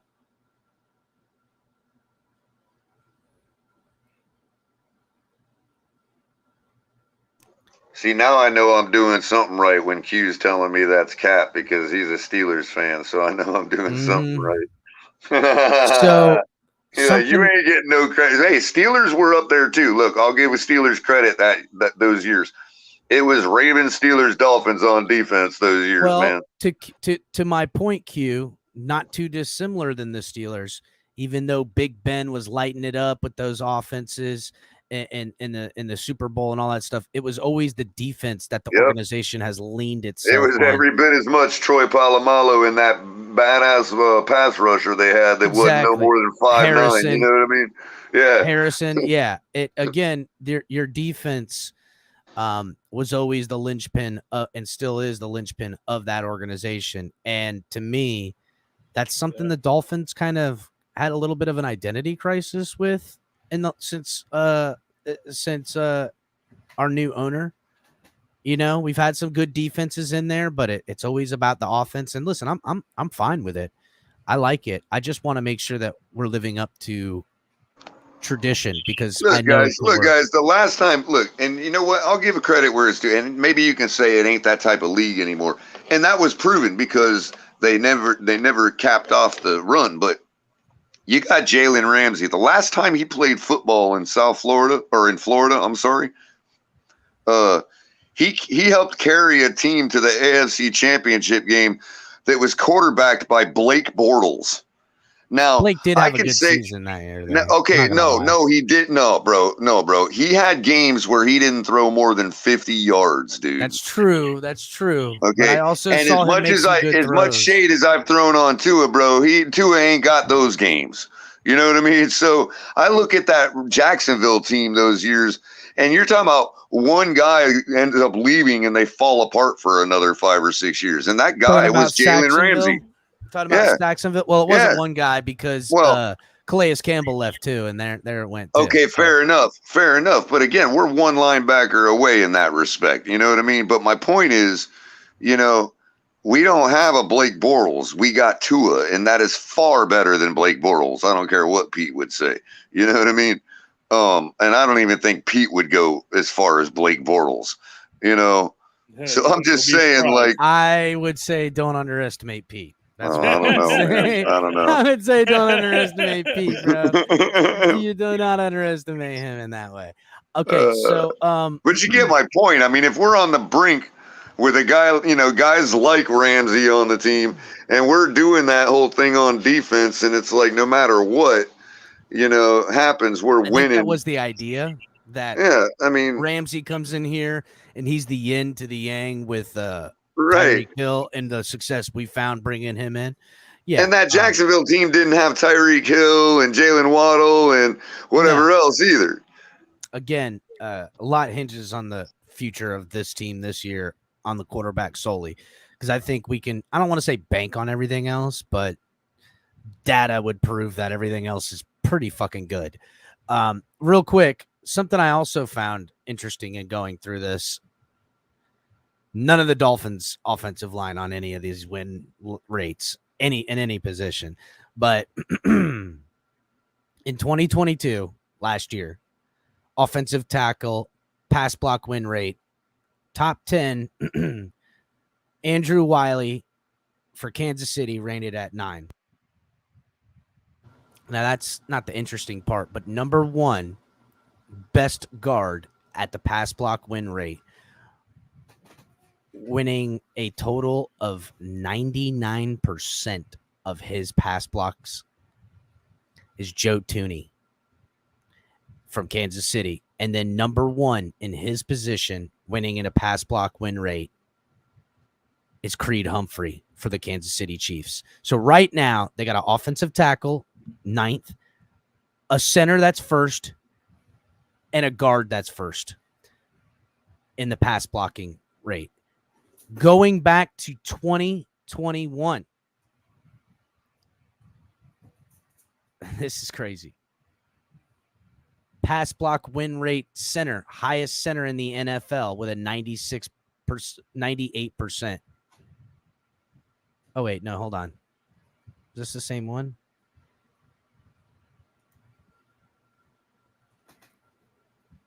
No, it's not. It's not the same one. Creed Humphrey was number 1 last year. The year before last, at 98% in 2021. So back-to-back years for Creed Humphrey as a pass blocking center at number 1, 98% both years. Back-to-back years at pass block win rate at guard for Joe Thuney at 97% in 2021. And again, 99% in 2022. And they had the 9th ranked tackle in pass blocking. They didn't have any, but they did have the number 1. Hold on, where's it at? Run blocking. Where is it at? Oh, no, maybe not. I don't know. Again, I just found it super. Oh, Orlando Brown was number 2 in run blocking win rate in 2021. But like the offensive line for the Chiefs, even though Patrick Mahomes scrambling and all those metrics that I talked about earlier, like when he's sitting in the pocket, the center, the guard, and the tackle are fucking doing their job better than anybody in the NFL right now. And the center and guard have been doing it the best at their positions as pass blockers for 2 years running. We need a little bit of that around these parks, dog. Like, as much as I don't like to harp on the offensive line, I need to see this offensive line get in the top 10 in some of these fucking categories, boys. You know what I'm saying? Yeah, no doubt, man. Oh, man. I mean, that is kind of striking, you know. Let me ask you this. I think one of the things that's probably going to help this offensive line is play predictability. If the offense, I don't care how good your line is, if the defense knows that if your offense is predictable and they know what you're going to do, it's futile. You know what I'm saying? I hope McDaniels does a good mix of run and pass to keep the defense guessing. So contrary to popular belief, Shake, and even to what coach said about running the ball and keeping with running the ball, I went through the metrics already from opponents that ran the ball how many times in the season to how many times we ran the ball in this season. And I want to say we only ran the ball 12 less time in the year than our opponents did. It was like 10 or less. It was crazy balanced. I think the deal is that some games we've seen the run game implemented quite a bit, and others it seemed like he abandoned it altogether, especially when it came to like Skylar Thompson and Teddy Bridgewater being in there. He was like, I need to get these guys, or early in the games. It's like Mike McDaniel wants the quarterbacks to get a feel for throwing the game. And I understand that you want them to throw, get the jitters out, find a little bit of flow, especially for Tua as a guy I think is a dude that has to kind of find his flow a little bit in the game. He's got to start finding the sweet spot, like in baseball when you find the sweet spot in the bat. Now you're just hitting dingers from there on out. I think Tua's really needs that a lot, and I'm hoping that we always looked at it, or at least I did. I would say we in the Royal we that get a run game going, get the offense cooking, and get it going to where like the flow is happening. I don't think Tua needs to lean on hitting that flow anymore. And if he doesn't, because he's matured or his game has matured, I would say, not him maturing, his game matures in that way. And the Dolphins can come out and just really try to find a flow in the run game with the offensive line. And Tua can come out just dicing. It's unstoppable, boys. It's unstoppable. It's going to be unstoppable. If the pressure can be put where drives can be put at will together with a healthy dose and run, and you've bled 8 minutes off the clock, and now it's 7-0, and they're getting their first possession in the fucking late in the first quarter of the game. Their offense is coming out cold. Our defense comes up, and God forbid they make a fucking stop and a 3-and-out, and we got the ball back again. They're just churning away. That's what the Patriots did. This is what the Patriots used to do. They would churn you and chew you out early in the game. Yep, to both your points, I mean, I think it's imperative that we talk about matchups, mostly at position players spots and all that, but we forget it's matchups all the way up and down the team. Coaches, right? Everything. Well, there's something to be said for the coach drawing the right plays that put your offensive lineman in the right position to have the success that the guards and tackles are over at Kansas City. You know what I mean? Yeah. Now, the best, like for instance, there's one scenario that I could think of where the run game, I wouldn't mind if they abandoned the run game. I remember when we played the San Francisco massacre when we were with Brian Flores, whatever.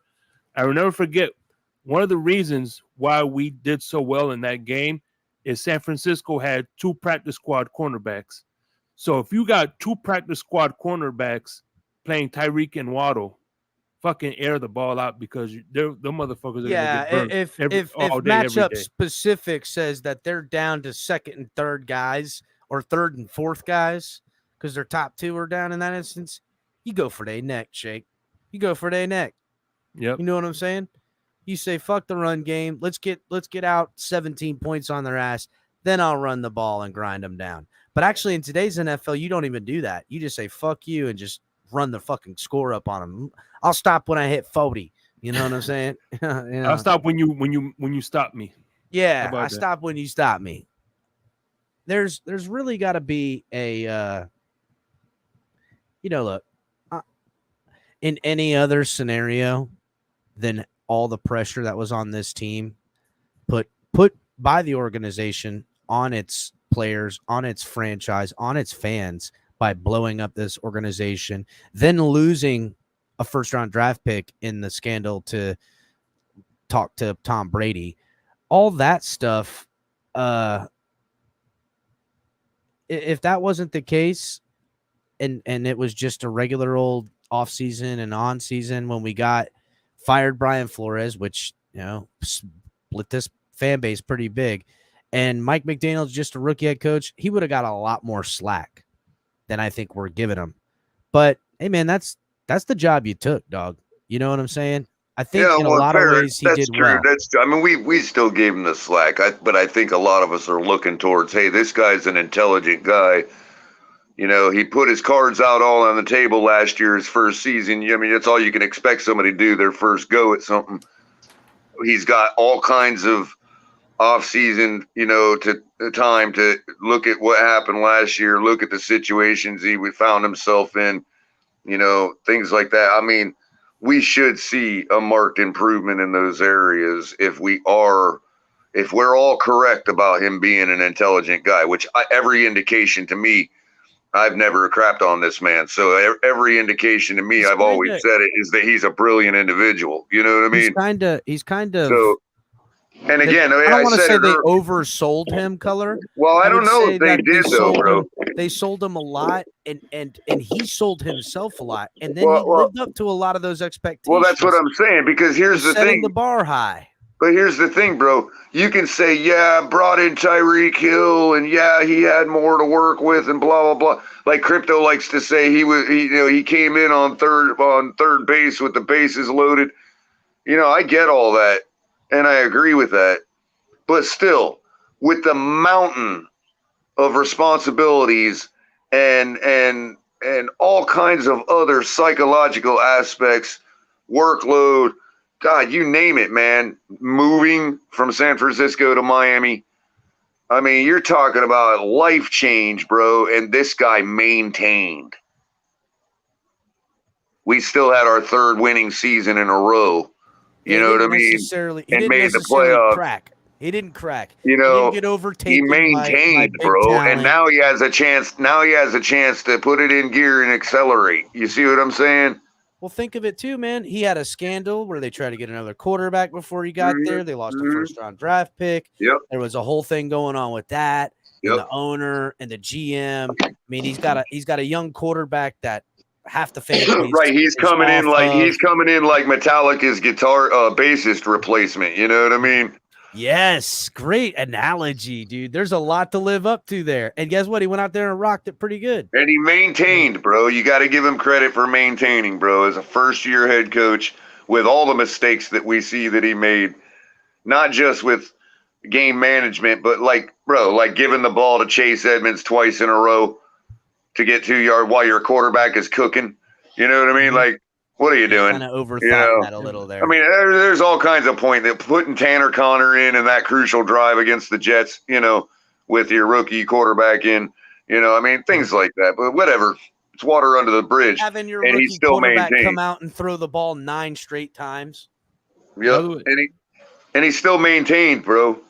By the way, we slipped into the playoffs. Yeah, we lost, but we contended in that game. You know, I'm not. I think you could argue that's Coach of the Year talk. Yep. By the way, is Vapegate as up there with Bullygate? No. No. Okay. Not even close. It is fun to entertain, though. Yeah, it is. Yeah, I feel like we cut him plenty of slack in the beginning, knowing all that stuff. But when he came out and this offense looked shiny and brand new and operated as such, and we saw Tua, a new guy out there. Not that we didn't give any credit to Tua. I think everybody at the time gave it to Tua, but we also were like, man, this guy, Mike McDaniel, delivered. Now, we've had plenty of offensive gurus come in here and not deliver. But then again, we've had plenty of offensive gurus come in and deliver year one. Is he going to be able to shift, change? You know, we saw some faltering happen in the middle of the season. Teams figured us out. Can he grow? Can he expand on this? Can he get these guys coached up? I think the defense, like we've already pointed out in this, that I've had a lot of talk about, I expect the defense to be lights out. I expect Fangio to get his shit together with this defense and come in here and take the talent that I see up and down on the defensive side of the ball and get every last bit of squeeze out of that lemon. You know what I'm saying? And I think it bodes well for the offense. Listen, you hand the ball back an average of one time or a half a time per game in the season with turnovers and nonsense, whatever it comes down to in possessions, it's only going to bode well better for Tua and the offense and Mike McDaniel to get another shot to either do what was working and make them stop it or change the pace and go, hey, our defense bailed us out here and let's try something else. I'm just super stoked about this season. I know. Yeah, I mean, again, and from the human perspective, the guy, like I said, that's kind of why I'm excited too, because the guy, like when I say he maintained, I mean, you got to think about the accomplishment of this guy, like coming in and holding it together as if nothing's changed. Yeah, we improved on our roster to where we should have expected better results than 9-8. I get all that. But you're talking about, I mean, picture yourself. I mean, he didn't go from offensive coordinator or head coach assistant or defensive coordinator to head coach. He went from basically peon running game coordinator to head coach of the Miami Dolphins. And I don't care what anybody says. A big market team. You know what I mean? Appreciate you, Cap. I don't care what anybody says. He didn't call as many plays as they're leading on, and he certainly wasn't the coordinator of all that. They gassed up his title a little bit, but we did not by any means purchase a lemon when getting Mike McDaniel. And I think we were all sold on that. And bro, he just came in like an auto flower. He put something together that would get a lot of yardage and look good and win a lot of games. And he freaking said, okay. And knowing that he could only do so much with all he had on his plate coming in. You know what I mean? He's like had an auto flower, and it lasted as long as it did last year. And in hindsight, the shortcomings, I think we can accredit most, if not all, to just rookie head coach shit. That's the point I'm trying to get to. Exactly. Like, nothing I look at and think that that's not rookie type of stuff where I'm looking at absolute blunders outside of just getting outclassed in the Niners game and getting outclassed in the against the defensive head coach for the Chargers. So I thought Tua was mega off that day too. What I don't like though is and it's every coach seems to do it these days. What I don't like is this, and maybe he sees it too and corrects himself, but this idea that there's this inner game you can play, or there's this long play or something on a season where no, you can't take games off. You can't look at any team as unimportant, any opponent as unimportant. There was a little chess being played with schedule and resting guys. I don't care what anybody says. And to me, you don't do that. You get a team to believe you're doing that and take it to their ass is what you do.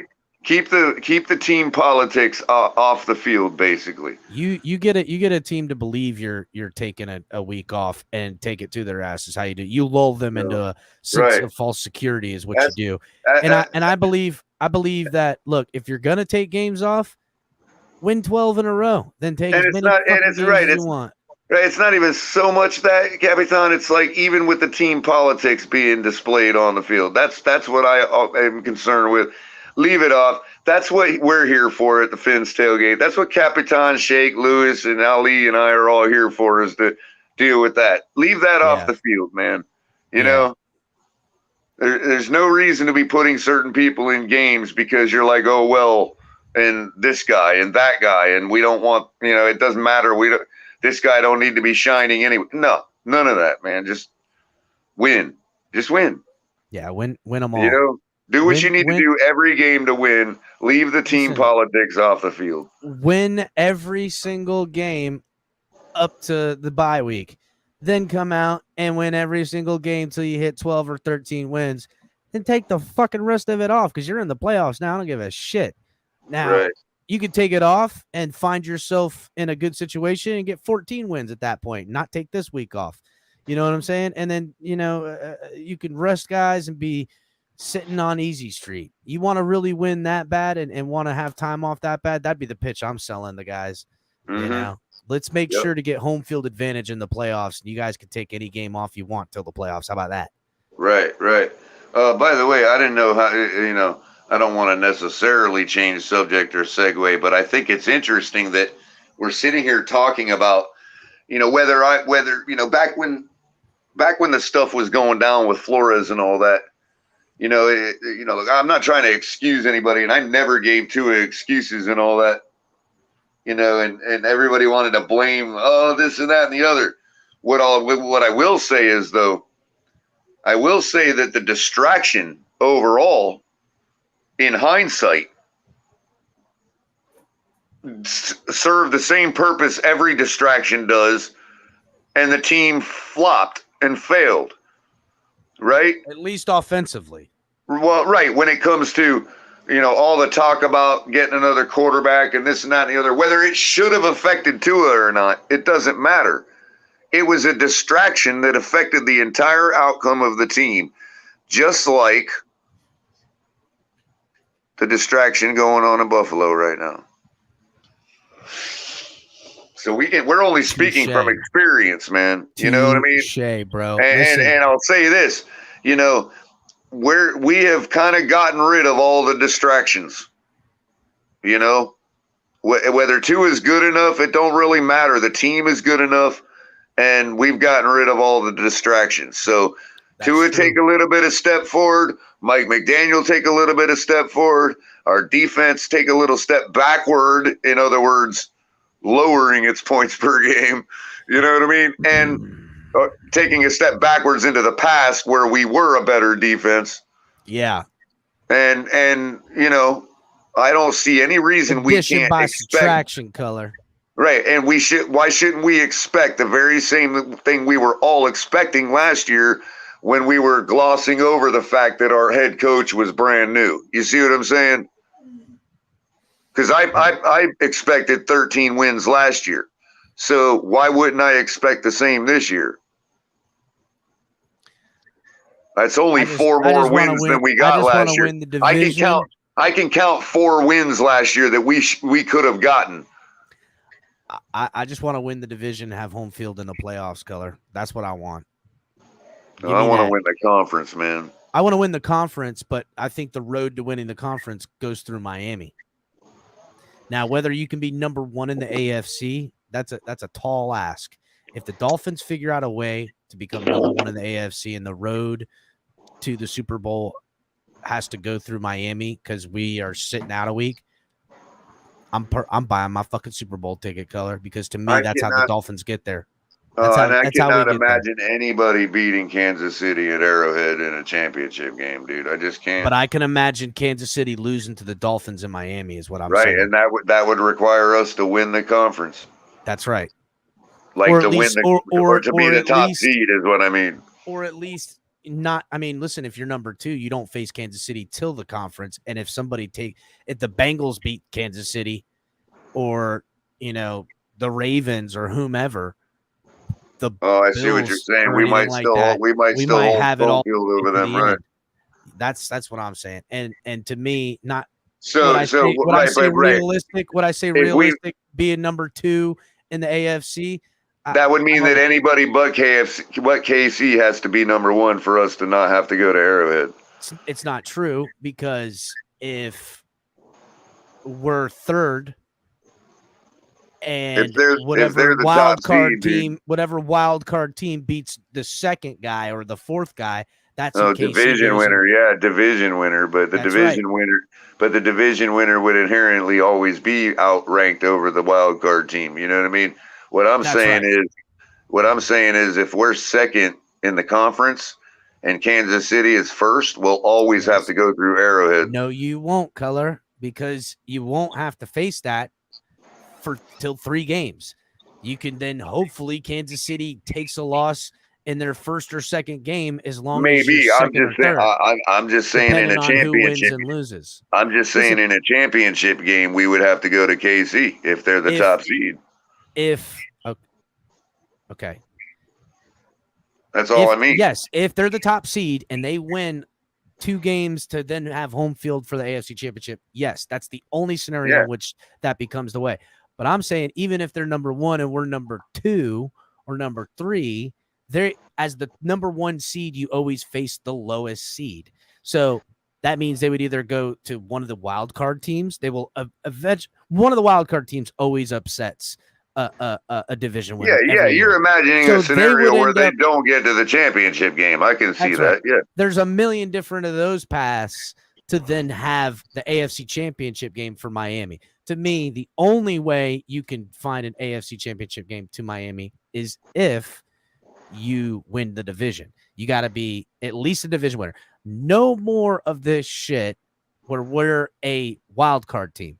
I don't want to be a wild card team. I want to have a home field game, which then can help facilitate a second home field game, which hopefully could facilitate an AFC Championship game, depending on where we are ranked and who wins what and what happens. Right. And the only team right now in the entire NFL that's built to struggle throughout the season after they haven't struggled in a while and put it all together at the last second and blow everybody away for their 3rd Super Bowl championship would be the Kansas City Chiefs. They're the only ones that are built that way. Like, that's the only wild card team that could do it, Capitan. If they ended up being a wild card team. Yeah. Because they could get it all right at the last second and then start smoking everybody. Yes. But again, even if they ended up facing us sometime in the playoffs in Miami, to me, there is not a team in the AFC late in the year that comes to Miami and that the Dolphins can't hand their ass to. That's my point. Not in that atmosphere. No way. Not in any atmosphere. Not in our atmosphere to any opponent. I don't care if it's the Bengals. I don't care if it's the Chiefs. We had that chance this year, bro. We had that chance this year to run everything through Miami. I don't know. But with that, that's been 2 hours, guys. I just want to thank everybody for coming. I appreciate all the members, Shake, Color, Ali, Lou coming up and opening up for the first hour of the show with celebrating the 5K. Again, we got big things on the horizon. Shake, you got some final thoughts?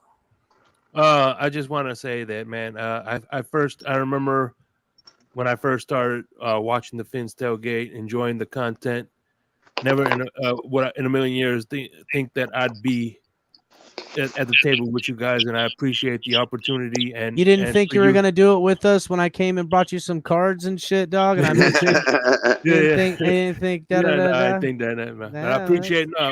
Listen, I appreciate you for allowing me. Listen, I'm gonna tell you this. Full disclosure, I appreciate you for allowing me to be myself. You know what I'm saying? Oh. Even though you're the boss of the thing, when I do a program, you let me take full reign.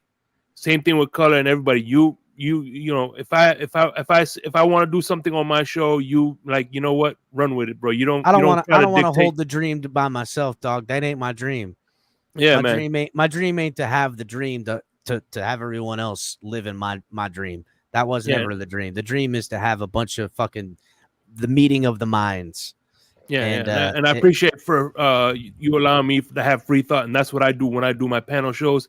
I allow everybody to have their free thought because I grew up in. I'm not trying to get political, but my parents grew up in communist, and that's what they do is take your thought, bro. Yeah, so, fuck that, dog. There'd be no thought taken around these parts. No, so I appreciate you, brother. Thank you, man. I appreciate you too, Shake. Color, you got some final thoughts? That's right, Scummy. You run this bitch around this. Everybody in chat. A special thank you to Scummy for making me laugh all the time.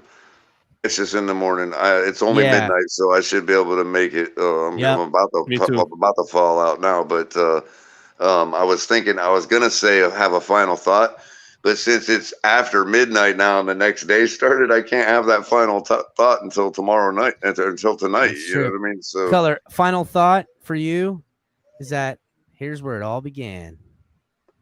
Oh my God! Right? Yeah, right. Oh my God! I was gonna play that the other day. Here's where it all began. Little commentary, little spin. It's like the 70s. It's like that 70s color. This is what you would have if I had to do everything. El Capitan himself made everything. Like, yeah, welcome to the Vince tailgate, and then like we did that for so long too. Yeah, and then, you know, look, then HB started making some for me, and they got a little bit tasteful. Right. You know? But yeah, that was me, right there. Little stop, Color. I'm not doing that. Is that you? What is it? Shake? Stop, Shake. All right, guys. Appreciate everybody. Make sure to catch the morning show. Hit the like button, share. Something I didn't mention, which I meant to. Keep an eye out. We will be doing a celebration of the 5,000 raffle coming up. We'll work out the details. I'm gonna order a bunch of TFTG swag. Put together like some kind of basket. We'll have an entry for raffles and stuff like that. And for members, they'll get free entries, and then they'll be purchasing of entries. That'll be probably in about 2 weeks or so. We'll figure that out. And by the way, Raphael, I'm waiting for 10K to come out. Yeah, boy. Yeah. They'd be like, now get us to 20. Maybe Capitan coming out. He wears that purple jacket all over the place. Hey. All right, guys. Hit the like button. Share the show. Thank you for everybody for celebrating the 5K. And we'll see you guys next time. Fins up.